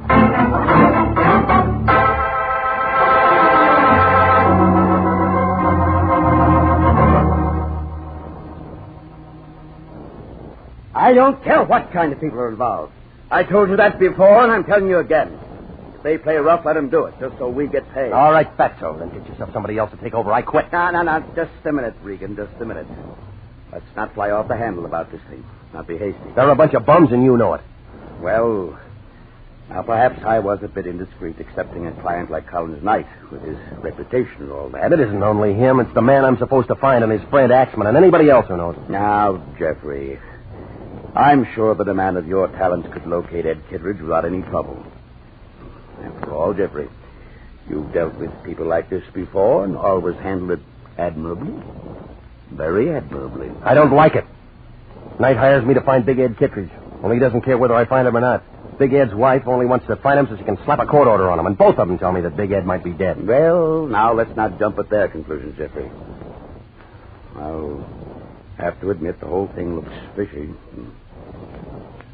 Jeffrey, I want you to find Big Ed Kittredge as soon as you can. Look, I just told you that. I know, but the fact of the matter is, I have an agreement with Knight in writing. You have and what? You know what kind of a man he is. He's very tricky. He could close International if we don't stay on this case. If you don't stay on the case. Okay, you win. Mm-hmm. Thank you, Jeffrey. Thank you. Expensive? Of course, of course.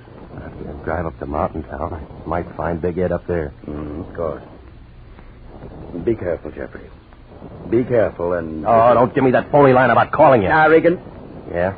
Call me if you run into any trouble.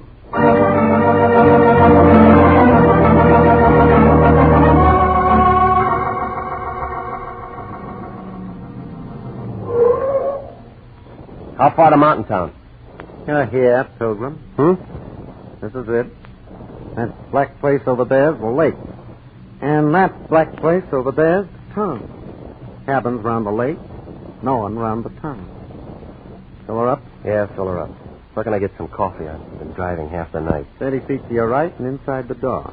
Janie will fix you up. We're open all night. Thanks. No trouble? No trouble at all? You better look at that oil. Glad to. Tires and water. Glad to. You can move it if you want to. I'll be in getting coffee. Don't worry.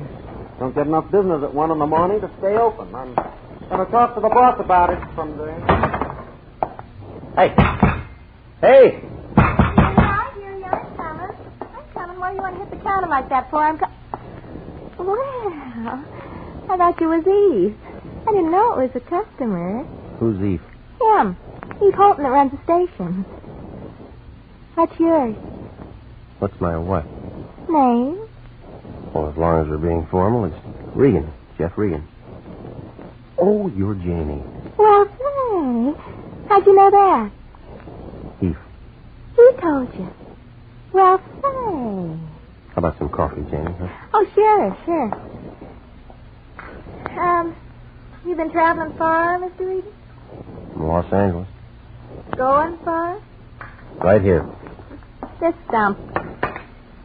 You don't tell me you're going to be here this summer. Little while? Well, say. I'm off in an hour. I got a little cabin on the other side of the lake. Well, that's nice. Do much fishing? Fishing? You're cute. Yes, I am. No, thanks. I'll take it black. Oh, what you going to do here? Look for a man. Yeah? Say, what man? You might be able to help me, Janie. A cottage called Hideaway. Man named Kittredge. Big Ed Kittredge, you a friend of his? Car's all ready, Pilgrim. Thanks. Janie, don't you think you ought to go see how the fire's doing? What fire? Make one.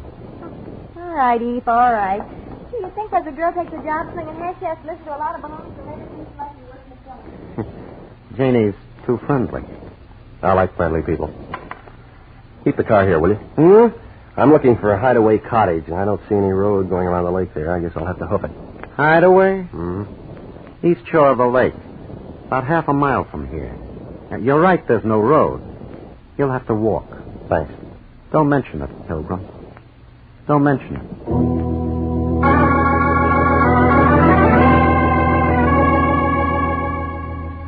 Well, the cottage turned out to be an all-white, phony log cabin affair. I pounded on the door. Nobody answered. There was a sick kind of oil lamp burning inside, so I pounded on the door some more, and some more people didn't answer. When I put my hand on the latch, the door opened, people or no people, so I went in. Well, you can believe this or not, but somebody was there, right in front of the fireplace, only he was dead. And one whole side of his head was dark and shiny. It was still warm. Nope, you're wrong. It wasn't Big Ed Kittredge. This was a man I'd never seen before in my life.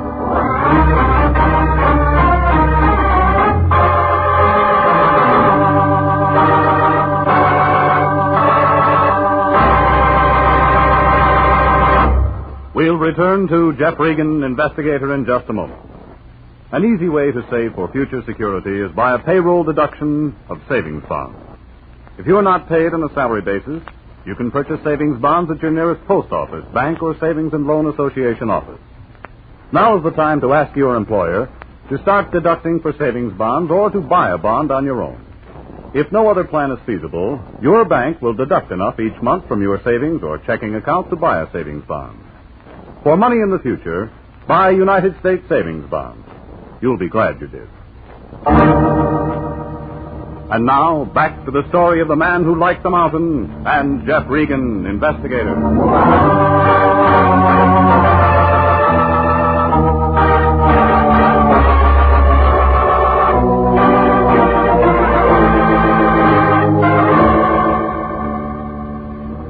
Well, I stood there and looked at what was left of whoever he was.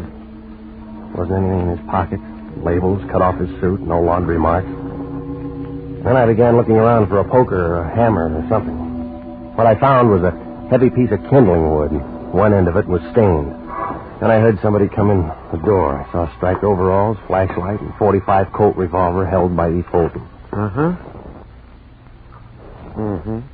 He looked at the dead man, looked at me, looked at the piece of wood in my hand. Uh-huh. Dead? Yeah. Friend of yours? Never saw him before in my life. I did. Yeah? Name's Axman. Tom Axman. Friend of Big Ed Kittredge. Friend? Why'd you kill him? I'll just take your gun. Safer this way. You always wrap a gun in a handkerchief? Only when I want to keep fingerprints on it. Evidence. So it's that way. Uh-huh. It's that way. You kill him? You did. There was a big fight. You conked him with that piece of wood, then shot him in the head. I saw it. My gun, my bullets, that's pretty neat. But he was still killed with this. Who's going to be able to tell? A good coroner? We got a lousy coroner up here. He don't know from nothing. That makes me the fall guy. You're it, Pilgrim. Let's go find ourselves a cop.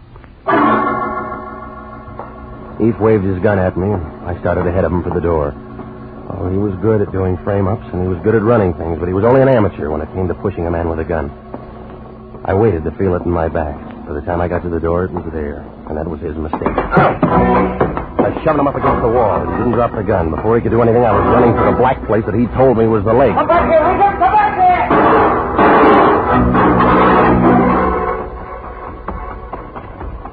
I ran till I was out of breath.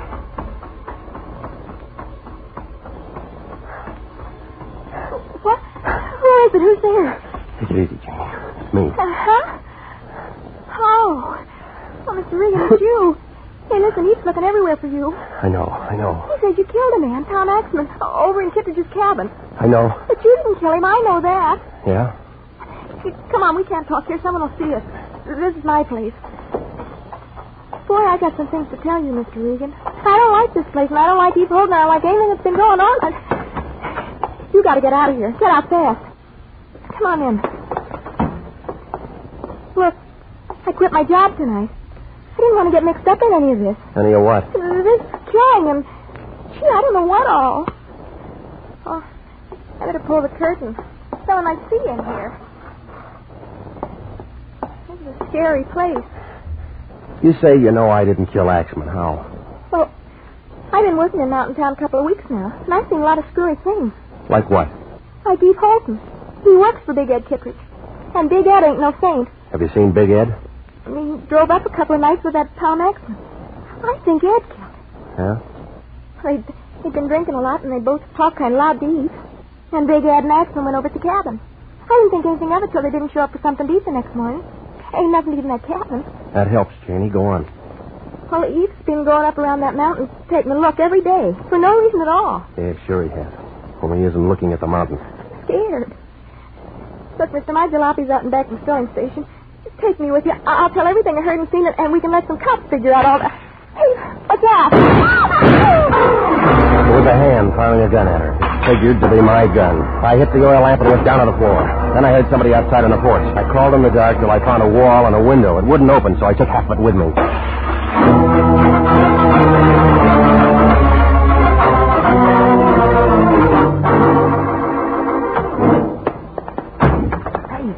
Hey, what is this? Come here, you. Now, look, punk. I just drove 85 miles in 100 minutes.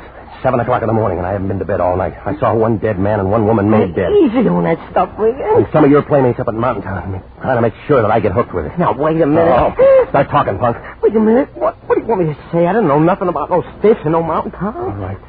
When somebody like you comes sidling up to me and tells me where to find my man and doesn't take $5 for it, that means he's already got dough. That's Regan. And they only give you dough for work. Gee whiz, Regan, you know I wouldn't mix up in no killing. I can't stand that kind of thing. Punk, who paid you to tell me to go to Mountain Town? Who paid you to send me up there and make a patsy out of me? Let go. Let go. I'll tell you, Regan. I'll tell you. It was Knight, the lawyer. Yeah, Collins Knight. He slipped me 50 to pay and give you the dope. Knight.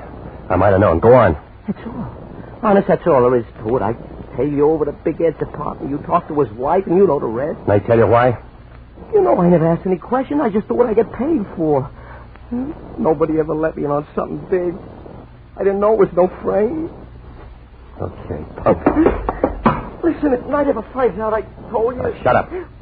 What are you going to do? Hi, Regan. Hard night, huh? He made me tell him. He made me tell him, Mr. Knight. Sure, Regan. Don't worry about it. I got up early, Regan. Kind of figured you'd be looking up the punk here.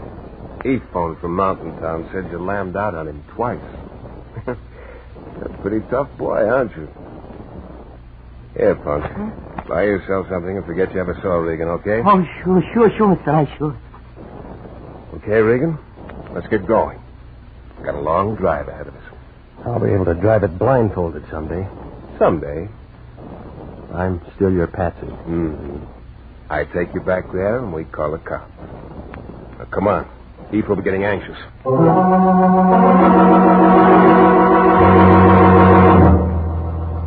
Well, you can't say I didn't find my man. Even if I did find him sitting in that same cabin with a couple of corpses on the floor. Big Ed Kittredge. He needed a shave. He was sitting there looking at Axman's body and Janie. I guess Eve had brought her over from her place. Eve was there, too, holding my gun against Big Ed's back. Was still wrapped in that handkerchief. Knight, I thought you'd never get here. Come on, let's get this over with. Now, don't be nervous, Eve. Ed, I want you to meet Jeff Regan. He killed you. Hiya, bro. You're the fall guy, huh? Tough luck. Where'd you find it? Where I said I'd find him, at the punks. Still using my gun to kill people? Not quite finished, Pilgrim. 2 down, 1 to go. Very easy to figure. I'm next, huh? Yeah. Sorry, Ed. It has to be business. Me and Eve will take over where you and Axman leave off. Hey, Bo, we're going to let him rub me out and pin all this on you, or we're going to do something about it? Take it easy, Ed. I think we ought to do something about it. Well, what you need from me? Big Ed was good. He stopped the first 2 slugs from Eve's gun, and the first 2 out of Knight's. By that time, I got a hold of a poker, and I brought it into Knight's face. He looked kind of sick and went down without a sound. When I looked around, Big Ed was twisting a gun from Eve's hand. Blood pouring from 4 holes in his chest.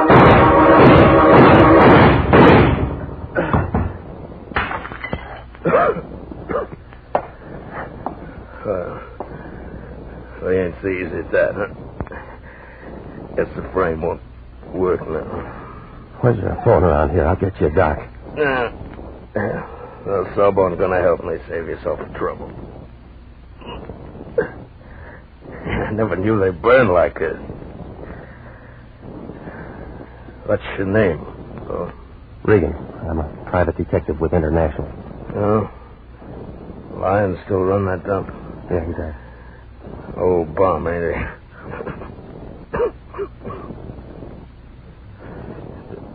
Knight hired you to find me? Yeah.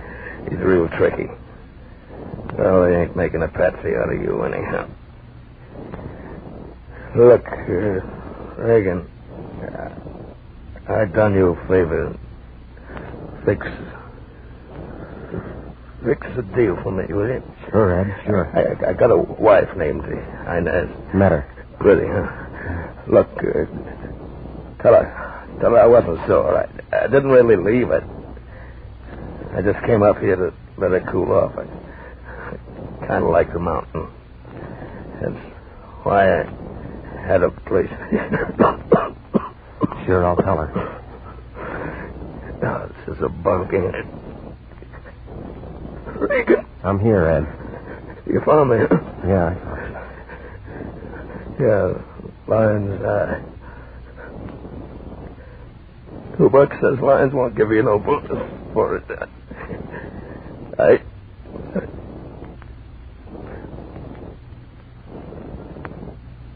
Yeah, I guess you're right.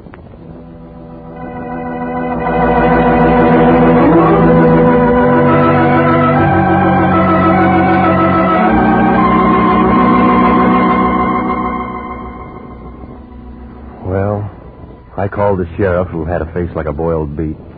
He listened to the whole thing, and then we kind of pieced it out together. You see, the day I got there, Big Ed killed Axman. I guess they got into some kind of an argument, and Ed picked up a piece of kindling wood. About that time, Eve Holton showed up and saw what had happened, and he figured he had something. So he pulled a gun on Ed and stuck him in a cellar somewhere. Then he phoned Knight down in Los Angeles. It was a good chance for Knight and Eve to take over, so they figured to kill Ed and get a fall guy for both murders. That was me. Didn't come out quite that way.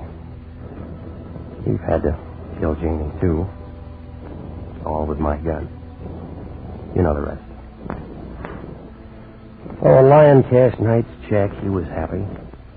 Hey, that sheriff up there's going to call you for the coroner's inquest this afternoon. Yeah, I know. Technical charge of manslaughter. Have that clear you in a couple of hours. Yeah. So, Bill, did he? Imagine that big crook. Hey, wait on. Remember, you got to be up in Mountain Town this afternoon. I'll be there. I got to go over and see Big Ed's wife first. He asked me to tell her something. Big Ed's wife? That's right. Forget it, Regan. She's glad he's dead, same as everybody else. I'm going over to see Big Ed's wife. Why do you want to go sticking your nose back into it? Because Ed was dying and he asked me to do it. Lots of guys ask for lots of screwy things when they're dying. They wouldn't bring him up unless they were sure they didn't have to stick around and see what had happened. Make sense? Makes sense.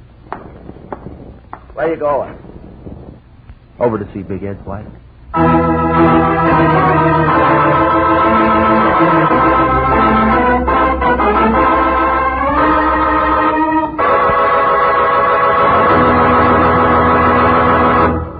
At no time in our nation's history has it been more important to develop an outstanding Army medical department. Without an adequate nurse corps, this can't be accomplished. And nurses are still needed to fill the estimated requirements for 1948.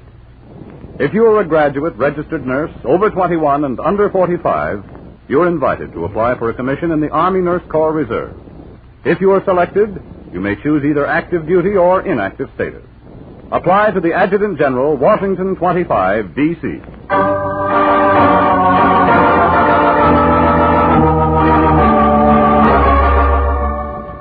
Jack Webb is starred as Jeff Regan, with Wilms Herbert as Anthony J. Lyon.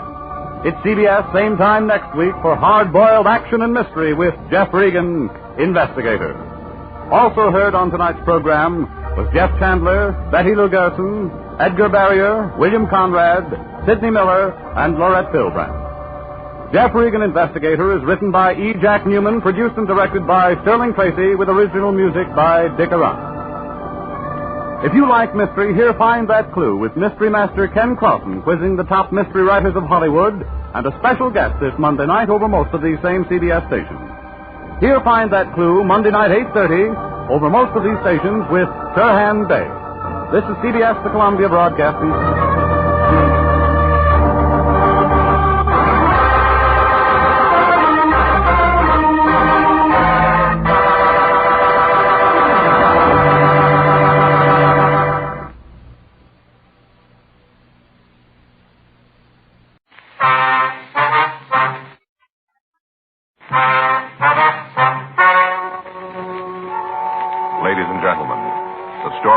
To hear is true. The names have been changed to protect the innocent. Dragnet.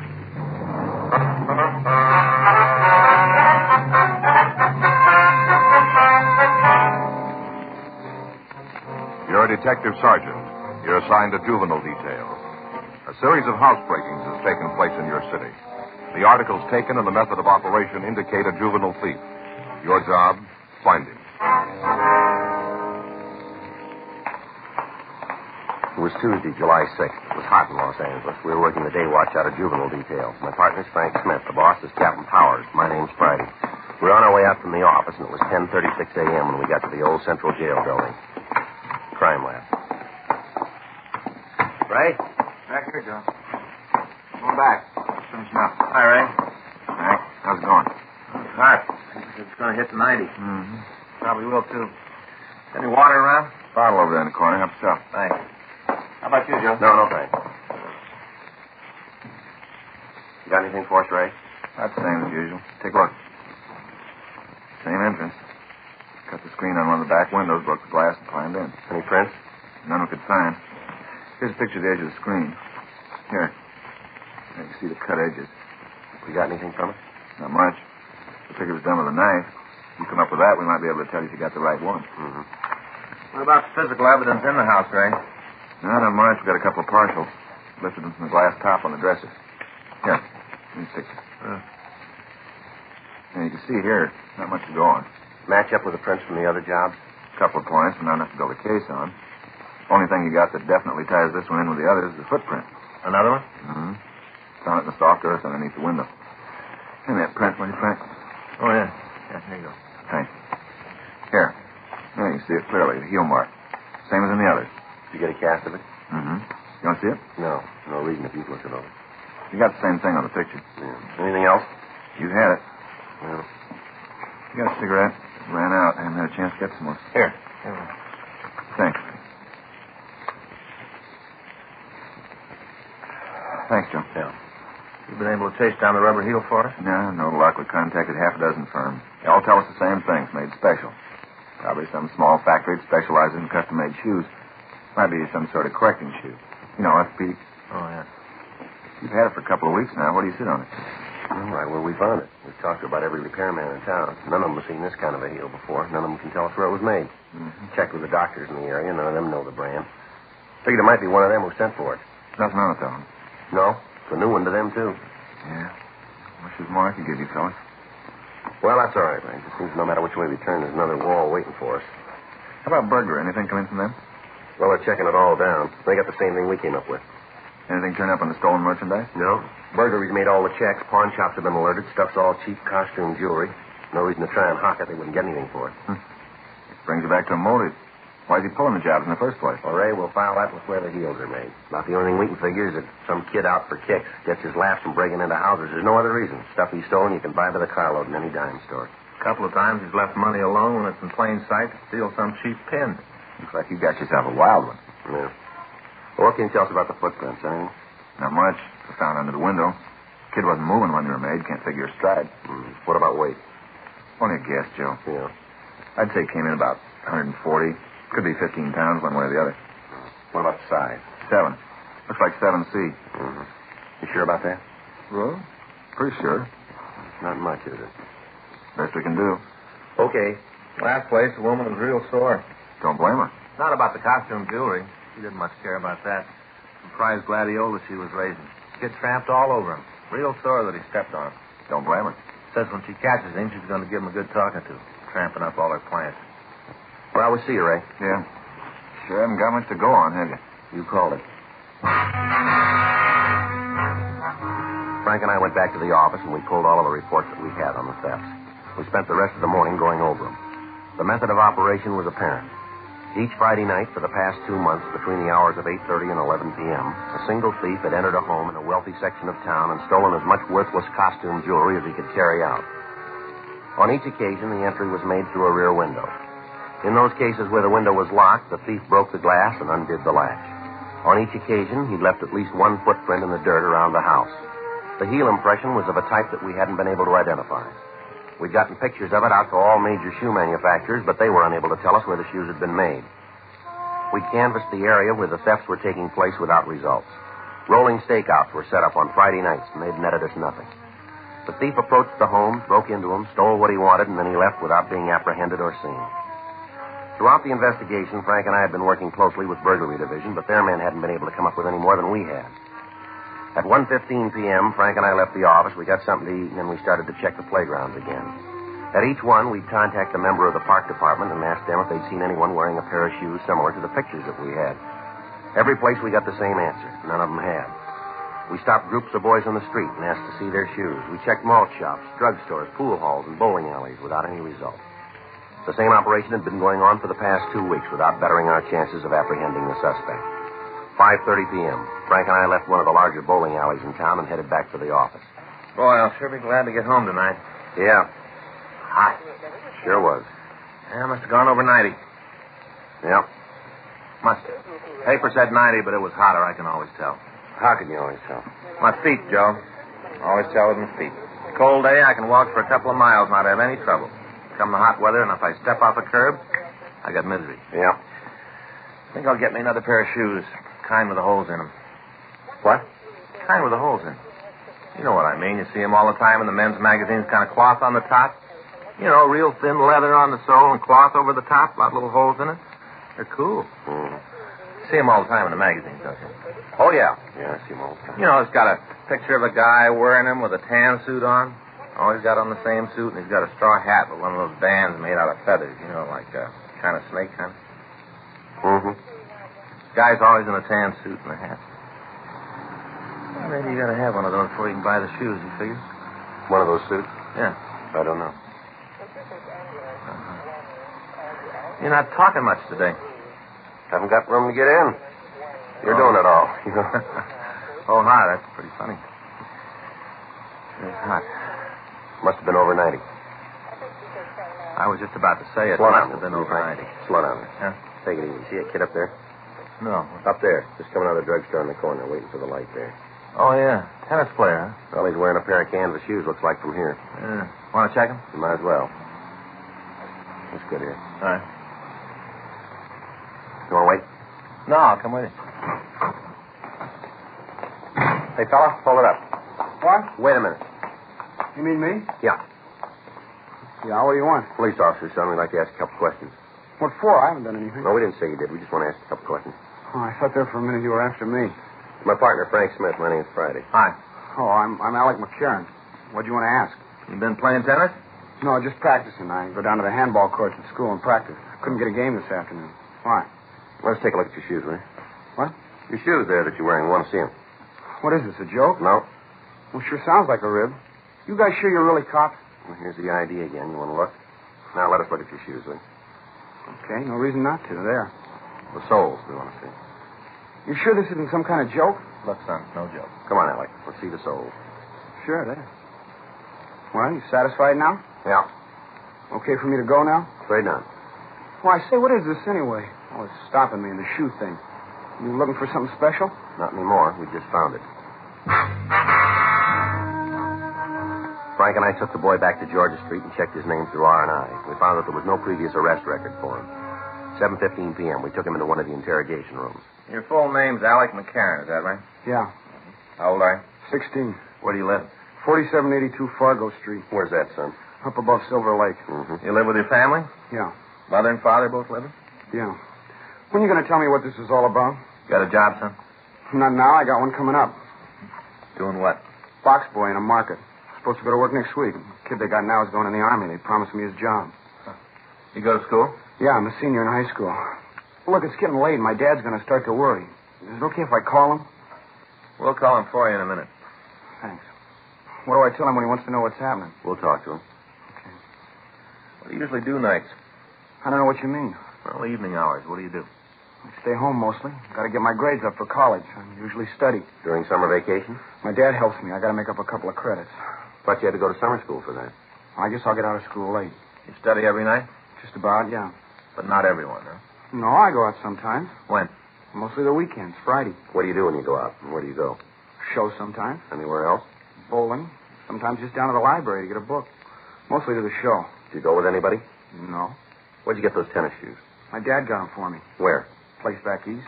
I had them a long time. You know the name of the place? Not right off. Some place in Maine, I think. Mm-hmm. Do you know anybody else who's got a pair like them? I've never seen any others. I told you, my father got them for me.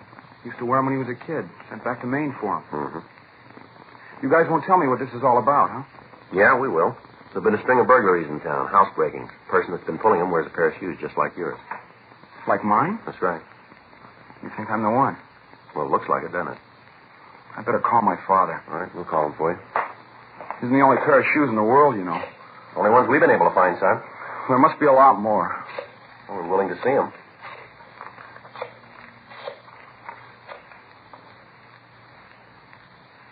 Hello, this is Sergeant Friday, Los Angeles Police Department. Who am I speaking to, please? Yes, sir. Your son's here. Suspicion of burglary. That's right. Well, that may be so, Mr. McCarran, but that's the charge. Yes, sir. No. We'll bring him to his home. Sure you can. Just a minute. He wants to talk to you, son. Hello, Dad?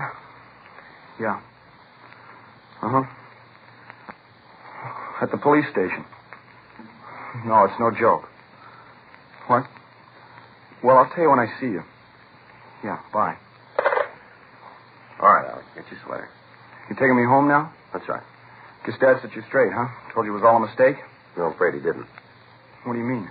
Didn't he tell you this whole thing is wrong? Well, he tried to, yeah, that's right. Well, then you're going to have to let me go. No, afraid not. But you have to if it's a mistake. Yeah, if it's a mistake. Frank and I left the office with the boy, and we drove out to his home. It was a large two-story colonial house overlooking Silver Lake. We were admitted to the place by a maid, and we were shown into the living room. The boy's father, Henry McCarran, was waiting for us. You're the officer? Yes, sir, that's right. My partner, Frank Smith. My name's Friday. How do you do? You want to tell me what this is all about now? Well, it looks like your son's mixed up in some burglaries, Mr. McCarran. You're aware that's a pretty serious charge? Yes, sir, that's right. I suppose you have some kind of proof to make that statement? We think so. Mind telling me what it is? Well, while we were talking, would it be all right to look at the boy's room? Do you think that's quite fair? Necessary, Mr. McCarran. What if I say you can't? Well, then we'll have to come back with a warrant. All right, this way. What do you got to say about this, Alec? I didn't do it, Dad. And that's the truth? Yes, sir. It's good enough for me. Through here. This is it. Go ahead. Frank? Yeah. Well, I suppose you tell me what this is all about. The shoes that your boy is wearing there. You got them for him? That's right. Had them made to order. Where? Place back east in Maine. You know if anyone else has a pair of them? No, as far as I know, that's the only pair on the coast. Good tennis shoes. I used to wear them when I played. Uh-huh. What do they have to do with this? Well, on each one of the thefts, we found a print from a shoe like that outside the window. Well, that doesn't mean that Alec was in them at the time. How about it, Alec? You let anybody else use the shoes? No. Well, there's your answer. Still doesn't come down to proof. What night did your boy spend out of the house, Mr. McCarran? I don't know. I guess he's gone on Friday most of the time. Do you know where he goes? Show, library. I don't keep a chain on him, Sergeant. I have complete trust in Alec. Burglaries have been taking place on Friday nights. Still entirely circumstantial. Yes, sir, but it fits, doesn't it? What's he supposed to have stolen? Costume jewelry. You mean 5 and dime stuff? Yes, sir. All right, there you are. You tell me why. Sir? Why'd Alex steal that? Now, look around, Sergeant. I just spent $1,500 on this room. Had it all redone. Alex got just about everything he wants. He gets a good allowance. If he needs any more money, he only has to come to me. There's no reason for him to steal. Yes, sir, this is a nice room and all. What you say may be true, but the fact stays that the thefts are taking place. Well, all right, then I'll put it on the line. I've got faith in my son. He's had all the things a boy could want, a good family, good home, all the things that count. Maybe there is a thief, but it isn't my son. I know that. You got an explanation for the shoes for the Friday night? No, I'll find one. Maybe you can try for this, too, Mr. McCarran. What?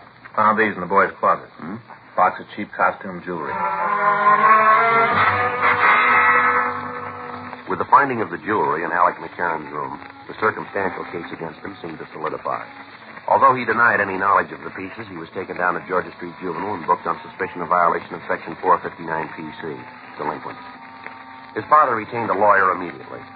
The next day, the jewelry found at his home was shown to the victims, and they gave us a positive identification on each one of the pieces. A petition was filed, and the facts were presented to the juvenile court. Detention was requested. On Thursday, July 8th, Frank and I got back from the second floor after talking to the McCarran boy. He still admitted nothing about the burglaries. I don't know. Maybe I'm starting to believe the kid. He sure makes you wonder, doesn't he? Sergeant Friday? Yes, sir. How are you, Mr. McCarran? Fine, thank you. I've got it, Sergeant. I got it right here. Sir? The way to show you that my son had no part in these burglaries. All right, sir, go ahead. Now, you say that all the thefts have taken place on Friday night, is that right? Yes, that's right. And your big piece of evidence is the heels on his shoes, right? Well, that's part of it, yes, sir. All right, then you can just turn them loose. I beg pardon? I remembered it last night. I couldn't get to sleep and got to thinking. I remembered. All right, go ahead. Alec's shoes get a lot of use. He plays a lot of tennis, wears the shoes all the time. Yes, sir. The soles and heels wore out. We had to send them back east and have them resold. Sent them back on May 5th. Didn't get them until May 19th. Now, there's 2 Fridays in there, Sergeant. If the shoes were gone, Alec couldn't have done the burglaries. Right? Yeah. Well, I hope now that you will admit that you've made a mistake. Well, if we have, Mr. McCarran, we'll sure tell you. Well, you can take my word for it. Alec had no part in any of this. He's a good boy. He's honest. He's smart. If he was going to steal anything, if it really came to that, he wouldn't risk his neck for a few cheap beads. Doesn't seem so, does it? Here you are, Joe. Right. Well, what about it? What'd you find out? Just a minute, sir. Well, you're going to release my son now? No, sir. Well, if the shoes were out of state, then he couldn't have committed the thefts. Mm-hmm. Month of May, 2 Fridays in that month. Yes, sir, that's right. No burglaries on either one of them.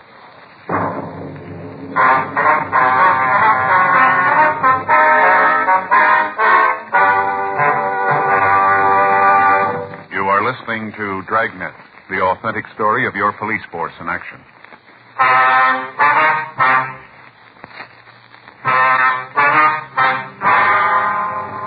Seemed like every attempt the father made to prove the innocence of Alec McCarran only turned up another piece of evidence against him. The date for his hearing in juvenile court was set, and Frank and I talked with Mr. Bowman of the probation department on the preparation of the case.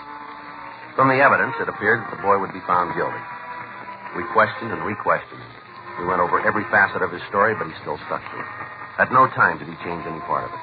Saturday, July 10th, Frank and I checked into the office. Boy, it's going to be another scorching. Yeah, probably over 90 again, huh? Yeah, over 90. More than that, Joe. I'm going over to Broadway at noon today. Pick up a pair of those shoes I was telling you about. Mm-hmm, with the tan suit.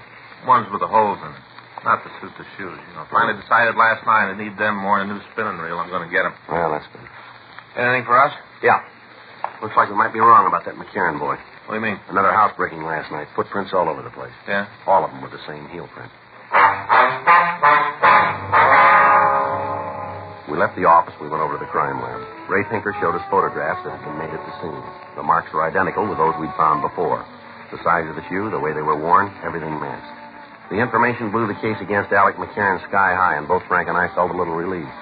The probation department was informed what had happened, and the boy was released immediately. Frank and I drove him to his home, where he was reunited with his family. We obtained the name and address of the shoe company who had made the tennis shoes, and a radiogram was sent to the police department in that city requesting all information on similar shipments to the Los Angeles area. We got the answer the next morning. Only one other pair had been sent to the Southland. Those had been sent to a Mr. Homer Ellsworth, care of General Delivery, Ventura, California. We checked the name through records and identification, but we were unable to come up with a record for him. The name was sent to George Brereton, CII, Sacramento. At 11:15, Frank and I drove up to the beach city. We talked to the postmaster and several of the clerks. They told us that several pieces of mail had been delivered to Ellsworth. Although none of the people could tell us where the man lived, they were able to give us a good description of him. They went on to say that they gathered from conversations that he resided someplace in Los Angeles.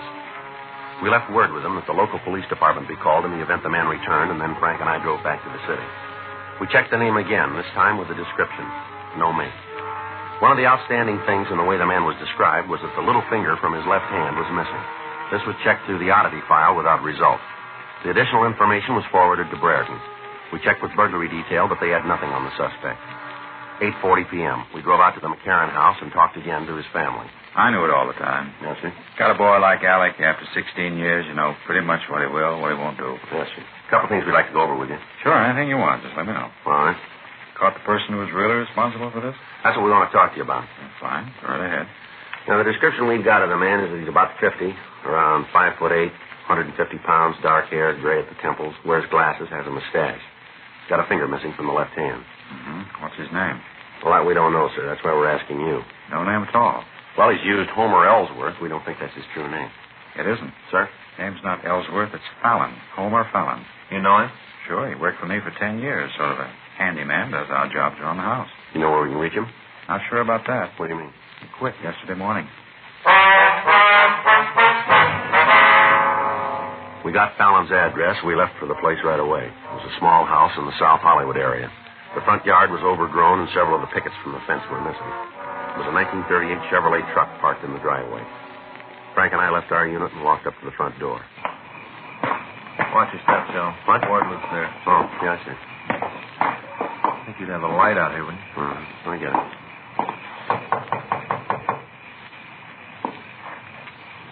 Don't hear anything. Well, he must be here. He'd have taken the truck, wouldn't he? Yeah. Yeah? Homer Fallon? Who are you? Police officers want to talk to you. Come on in. Sit down. Just fixing a little dinner. Yes, sir. Go right ahead. Spaghetti. Want some? No, sir. Pretty good. That kind that's all cooked. Just drop it in the water and heat up the sauce. Pretty good. Sure you don't want none? No, thank you. How about you? No, sir. Well, wait a minute. I'll turn down the fire and we can talk. All right, sir. You gotta watch it pretty close. Gets too cooked and you gotta eat it with a spoon, not good that way. No, sir. Oh, you've had it, have you? You want to come in here, sir? Yeah, be right with you. Open up the sauce and I'll be right there. Maybe better come in now. What? Come on in. Sit down. Go ahead. Sit down. You haven't got no right to tell me what to do in my own house. No right at all. Frank, better check the place, huh? Yeah. Here, you got no right to go through my things. We can come back with a warrant if that'd be easier for you. Go ahead and do it. You got no right. There's something you don't want me to find? No. I got nothing to hide. Then you won't mind, will you? I will, too. You guys come in here while I'm having dinner, causing a lot of trouble. You got no right to do this. I'm an old man. I can't take a lot of excitement. Then why don't you save us all a lot of time? What? You know why we're here. You know what we want. I do? Sure you do. Why don't you tell us? Big thing over nothing. That's all it is. Can you tell us about it, will you? All the stuff put together wasn't worth $1.50. None of it. Not even $1.50. Well, then why'd you do it? Wanted to get the kid in trouble. All his life he's had what he wanted. All his life. Different from me. Mm-hmm. I never had nothing. You put the things we found in his room, did you? Yeah. I knew you'd get to him. Wanted to sew it up. Make it look good. I put him there. Mm-hmm. Why'd you do the burglary last night? Well, I got to feeling sorry for the kid sitting in jail.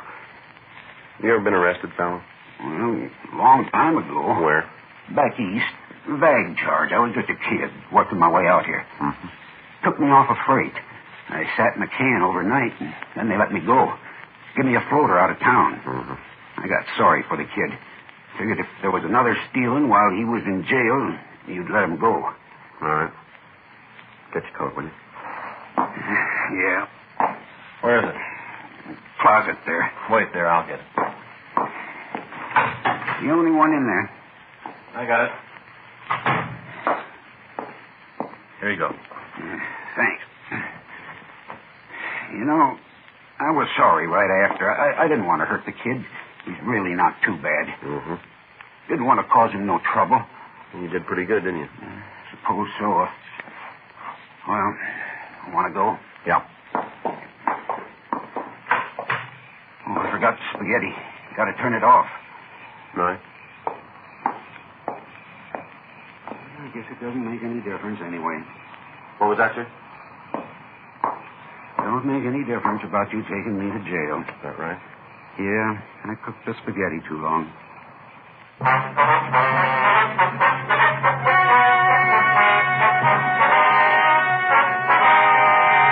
Homer Lindsay Fallon was tried and convicted of burglary in the first degree, 6 counts, and received punishment as prescribed by law. Burglary in the first degree is punishable by imprisonment for a period of not less than 5 years in the state penitentiary. Dragnet is a presentation of the United States Armed Forces Radio Service.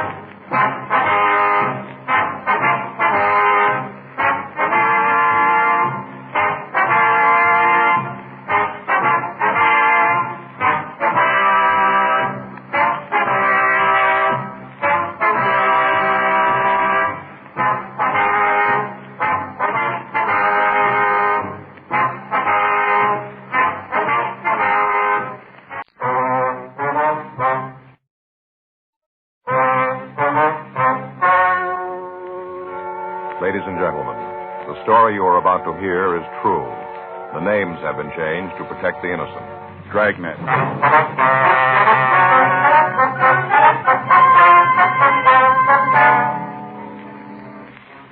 You're a detective sergeant.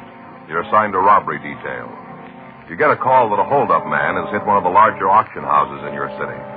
You have a good description of him. Your job, find him.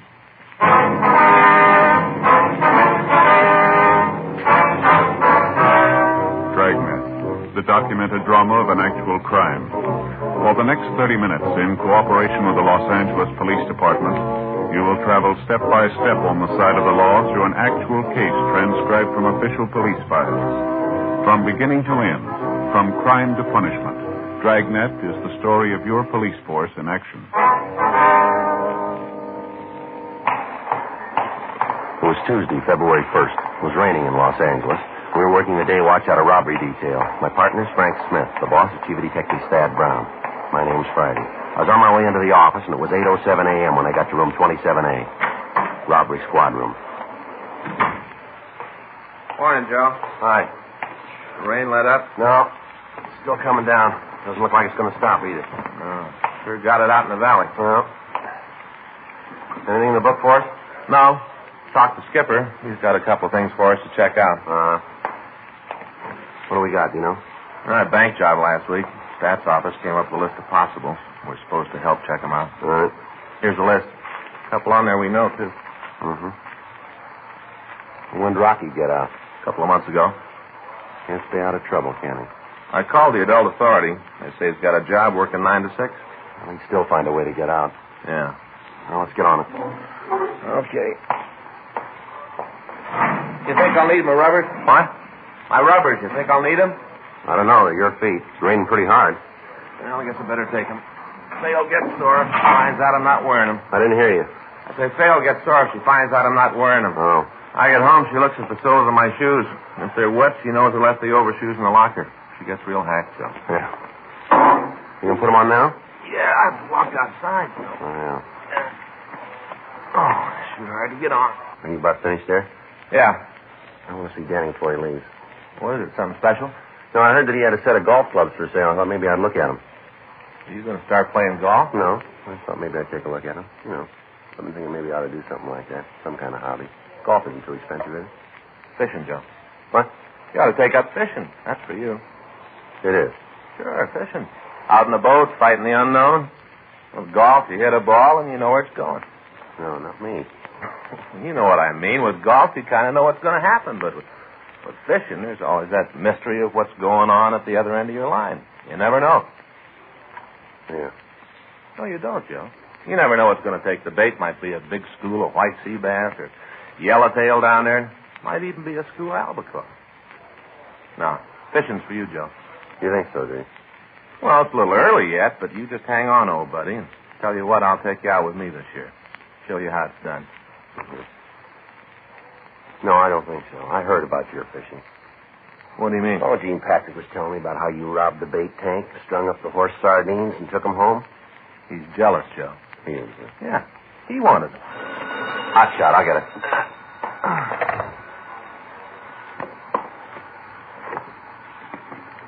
You better hurry up. We got one to roll on. Yeah? Auction house out on Wilshire Boulevard. Huh? They were just hit.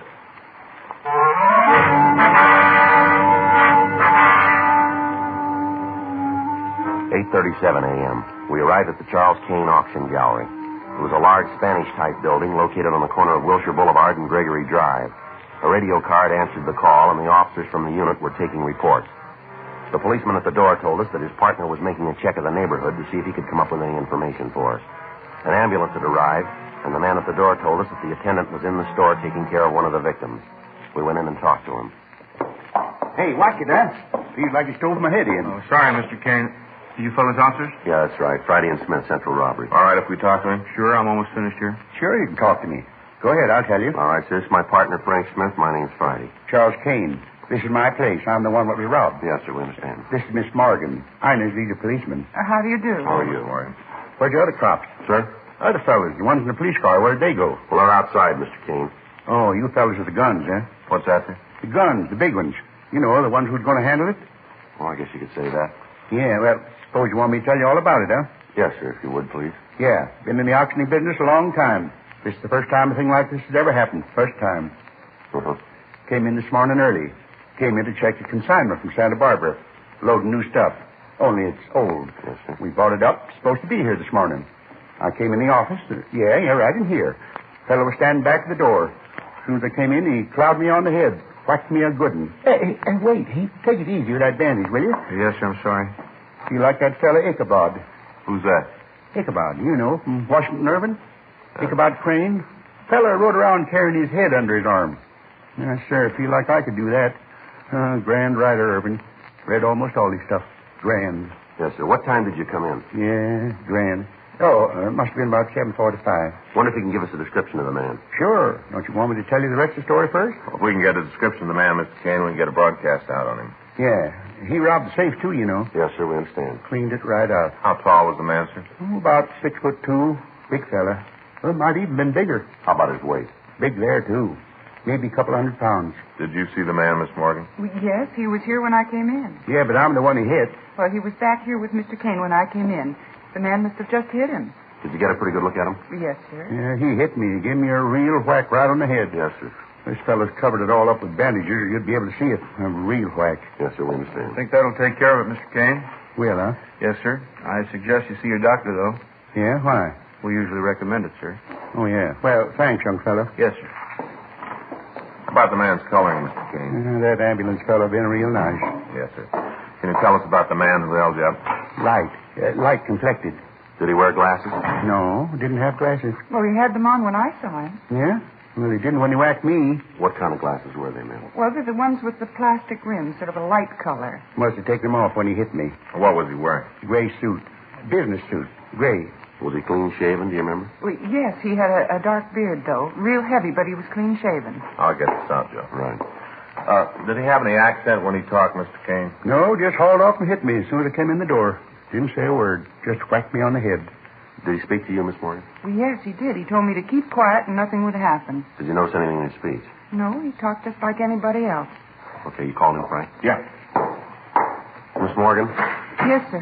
What time did you get in this morning? Oh, it must have been about 8, maybe a couple of minutes after. Did you see the hold-up man when you came in? No, not right away. He wasn't out in the gallery. Uh-huh. I came into the office here. This is where I work most of the time. That's when I saw him. He was standing right over there.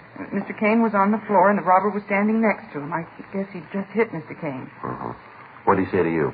Oh, I told you. He said for me to keep quiet and nothing would happen to me. Did he say anything else? No, he didn't. Didn't say much to me either. Just whacked me. Would you know the man if you saw him again, Miss Morgan? Yes, I would. So would I. All right, sir. Well, we'd like both of you to come downtown and look at some pictures, if you would. Oh, got him, huh? Fast work. Oh, no, sir. No, we haven't got him in custody yet, but we may have a picture of him downtown. Yeah? How'd that be? Well, if he's done this kind of thing before and he's been arrested, we'd have a record on him. Oh, yeah. Mr. Kane. Yeah? What kind of a burglar alarm system do you have here in the store? Oh, it's right there on the window. Mm-hmm. Hey, you see those little strips of foil? Electricity runs through them. They get broke and it rings the bell out in front of the store. You're not on a system, though, are you? Huh? Oh, no. Always figured that if the bell went off, the cops would be here soon enough. I see. He must have found out some way to turn the thing off, though. Didn't ring at all. I'd heard it if it had. I'd heard it sure. Do either of you people smoke? Yeah, both of us. Got out the broadcast, Joe. Good. Call the crime lab. They're on the way. All right, fine. I took another look at the front door. Whoever broke in sure knew his job real clean. You got anything? Well, we don't know yet. Either of you two people smoked this morning here in the office? Not me. Sure could use a cigarette, though. Calm me down. Here you are, Miss Kane. How about you, miss? Well, thank you. Why all these questions about smoking? I want to know if you're going to catch that man. There was over $1,200 in that safe, and I had a couple of hundred on me. He took all that. What's you asking all these silly questions for? Well, there's some cigarettes here on the floor. Looks like the hold-up man must have waited for you two to get here. Yeah, probably did. Broke into the safe and then waited for me to come in. Dirty sneak. What do you got, Joe? Some paper matches here. Might be some. Yeah? You take a look at them? Yeah. Huh, what's that? Some print on that one. You read what it says? 23 miles to Wilming. The rest of it's burned off. Probably Wilmington. Uh-huh. Oh, you got something? A clue? Well, we don't know yet, sir. Here's another one, Joe. Can you read it? Yeah. It's almost full. Only the tip's been burned. What's it say? Well, it says 14 miles to Santa Monica. What was it? 14 miles to Santa Monica. Look like matches from a motel, maybe a hotel, something like that. Might be a restaurant. See, you guys won't have any trouble at all. Getting the fella, I mean. Sir? Yeah, simple. Just find a place that's 23 miles from Wilmington, 14 miles from Santa Monica. Don't you get it? Find that place, and your man will be waiting for you. You get it? Yeah, simple. Find that place, and your man will be there.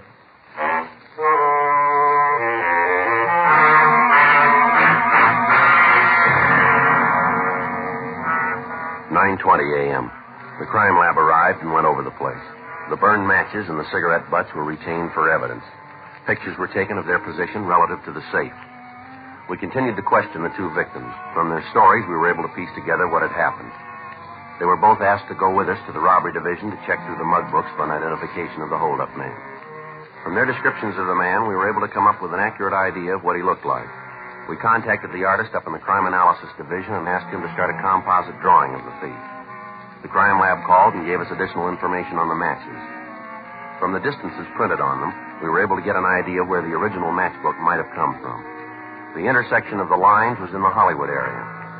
3:15 p.m., we drove over to talk to the manager of the company who had made the matches, a Mr. Tom Holger. Come on in. Thank you, sir. Thank you very much. Sit down. That's sir, fine. Now, what can I do for you? We're police officers, Mr. Holger. My name's Friday. This is my partner, Frank Smith. How do you do? Well, what can I do for you? I hope it's nothing I've done wrong. No, sir, nothing like that. We'd like some help if you can give it to us. Sure, always glad to cooperate with the police. I never know when I'm going to need them. All right, sir. We have some matches here, Mr. Holger. We understand they were made by your firm. Oh, matches, huh? Yes, sir. We'd like to know who they were made for, if you could tell us. Mm-hmm. Yeah, we made them. Sort of an exclusive design. Can you tell us who you made them for? Oh, I'll check the book. Probably have them in there. Now, let me see. I think that's model 4XY892. Yes. Yes, here's the book. It's probably in here. Huh. A lot of matches. Oh, yes, we make quite a few. They all differ? Most of them. Some are the same. You know, a customer sees a sample he likes and orders the same thing for his business. We make a few changes so that it fits the line he's in, you know. Uh-huh. Neither one of you fellows is collectors, are you? Beg pardon? Collectors. Either one of you guys save matchbooks? Oh, no, sir. Neither one of you? No, sir. Oh, it's a good hobby. I've got quite a collection. Just maybe maybe 7,000. That many? Oh, yes. Some of the collectors have more. I've only been saving for about 5 years. Well, working in a place like this makes collecting easier, huh? Oh, no, you can't do that. Huh? Well, I can't take them out of these samples. I can't. Oh, no, that wouldn't do at all. You have to find them. Wouldn't be fair to take advantage of my position to get the books. Oh, no, not fair at all. Wouldn't? Oh, no, I take trips. Drive all over to get ones. Last summer, I went back to the Smithsonian Institute. Now, they've really got a collection. Oh, it's just beautiful. Is that right? Oh, my, yes, beautiful. Had a wonderful trip. Got a lot of new books. My wife did very good, too.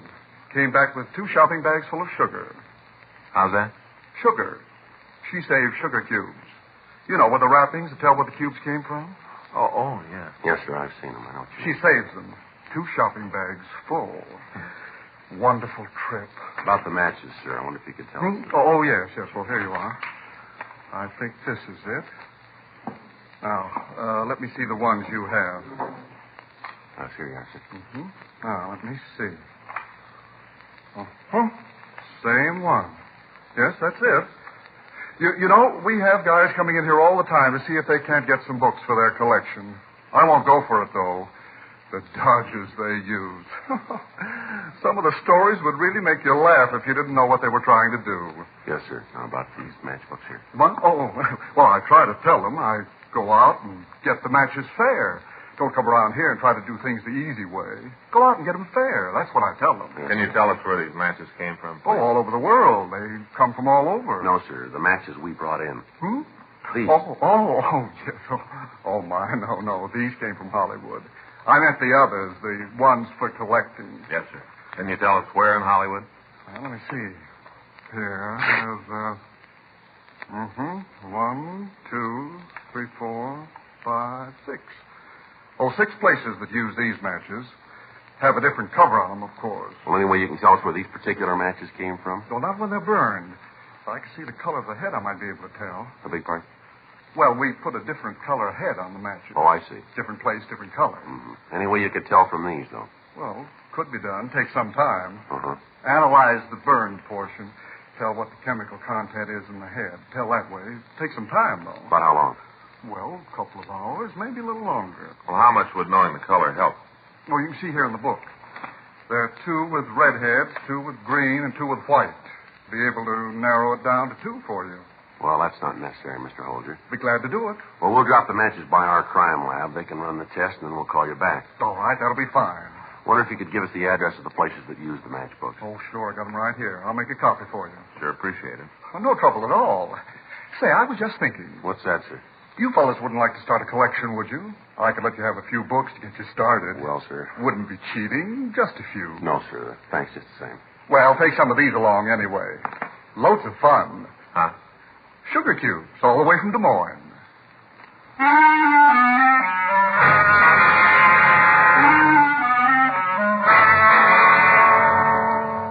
We got the list of places using the type of book matches found at the scene of the robbery. We told Tom Holger that we'd be back if we needed any more help, and then we left. 5:30 p.m. We called the office and talked to Sergeants Murphy and Rafferty. We gave them the addresses of the 3 motels and asked them to check them out.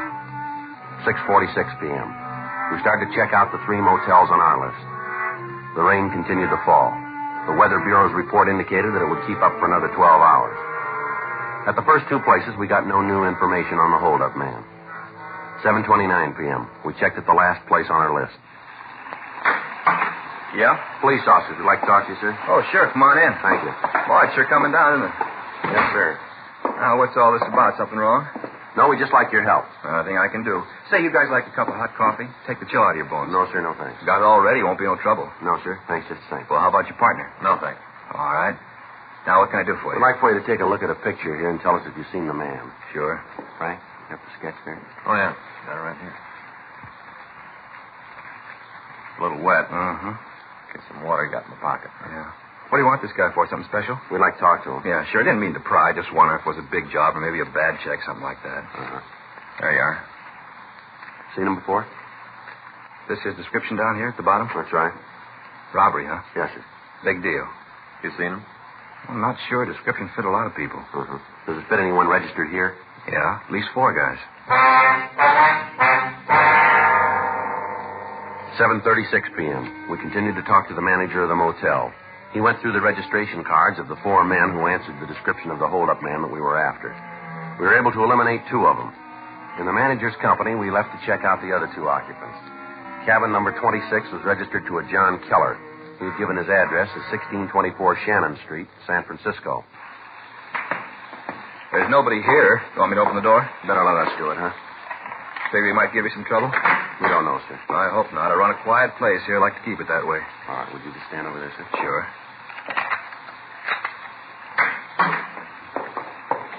Not here. When'd you see him last? Well, I didn't see him at all today. Last time was yesterday evening. Came by to see if there's any phone messages for him. You say who was going to call him? No. Kind of impressed me like he was just asking to kill time. Mm-hmm. Better check the closet, huh? Yeah, I didn't check it good at first. I will now. How long has this Keller been here? A couple of days, that's all. Just a couple of days. I didn't know he'd cause any trouble. I wouldn't let him in if I'd have known that. Sorry, sir. Joe? Yeah. See you, man? Sure. You got something? Yeah, pile of dirty laundry here. Take a look. Yeah, burglar tools.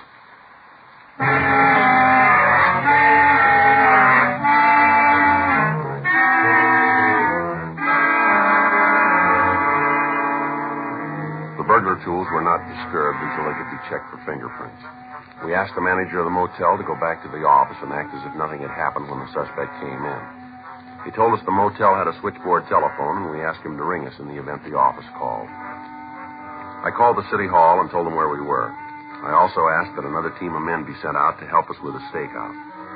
Then Frank and I settled down to wait for John Keller. The rain kept up. We waited.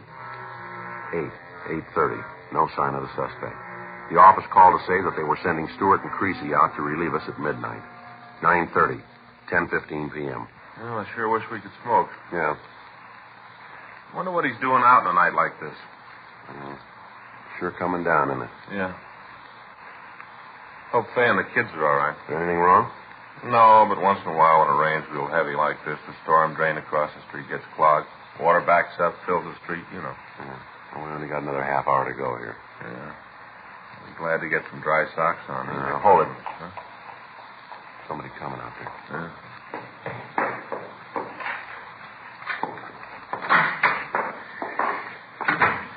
All right, Keller, stand still. Who are you? What do you do in my place? Police officers, you're under arrest.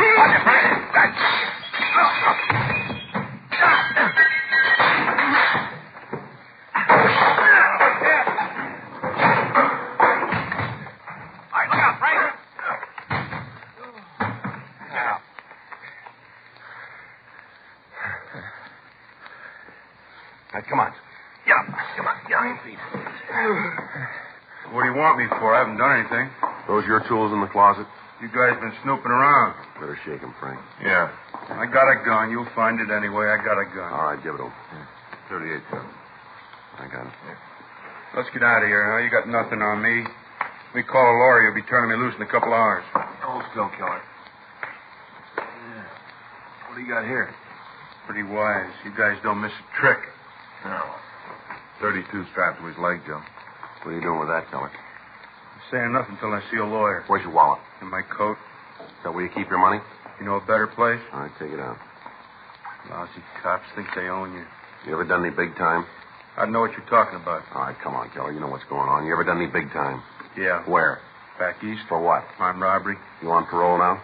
None of your business. Now, look, we're going to find out anyway. Save yourself some time and us some trouble. Answer the question.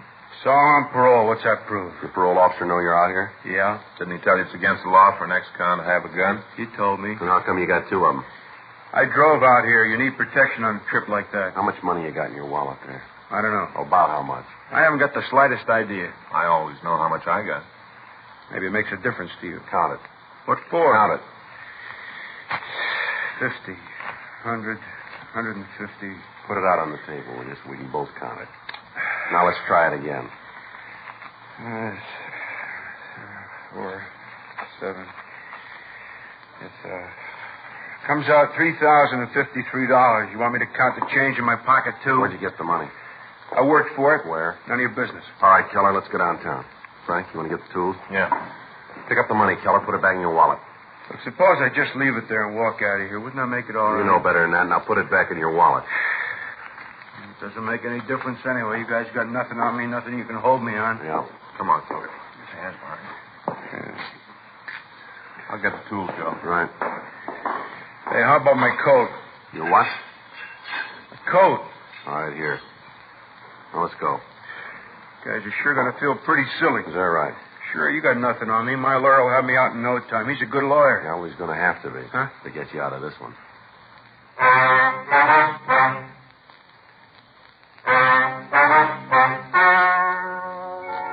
The story you have just heard is true. The names were changed to protect the innocent. On June 14th, trial was held in Department 97, Superior Court of the State of California, in and for the County of Los Angeles.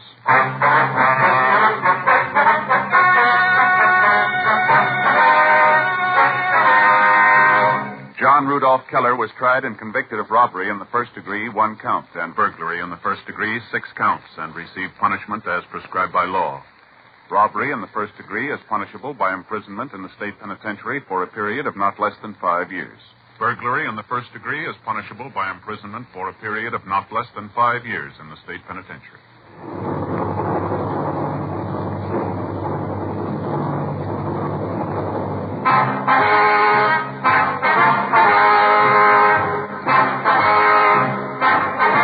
You have just heard Dragnet, the authentic story of your police force in action, and starring Jack Webb, a presentation of the United States Armed Forces Radio Service.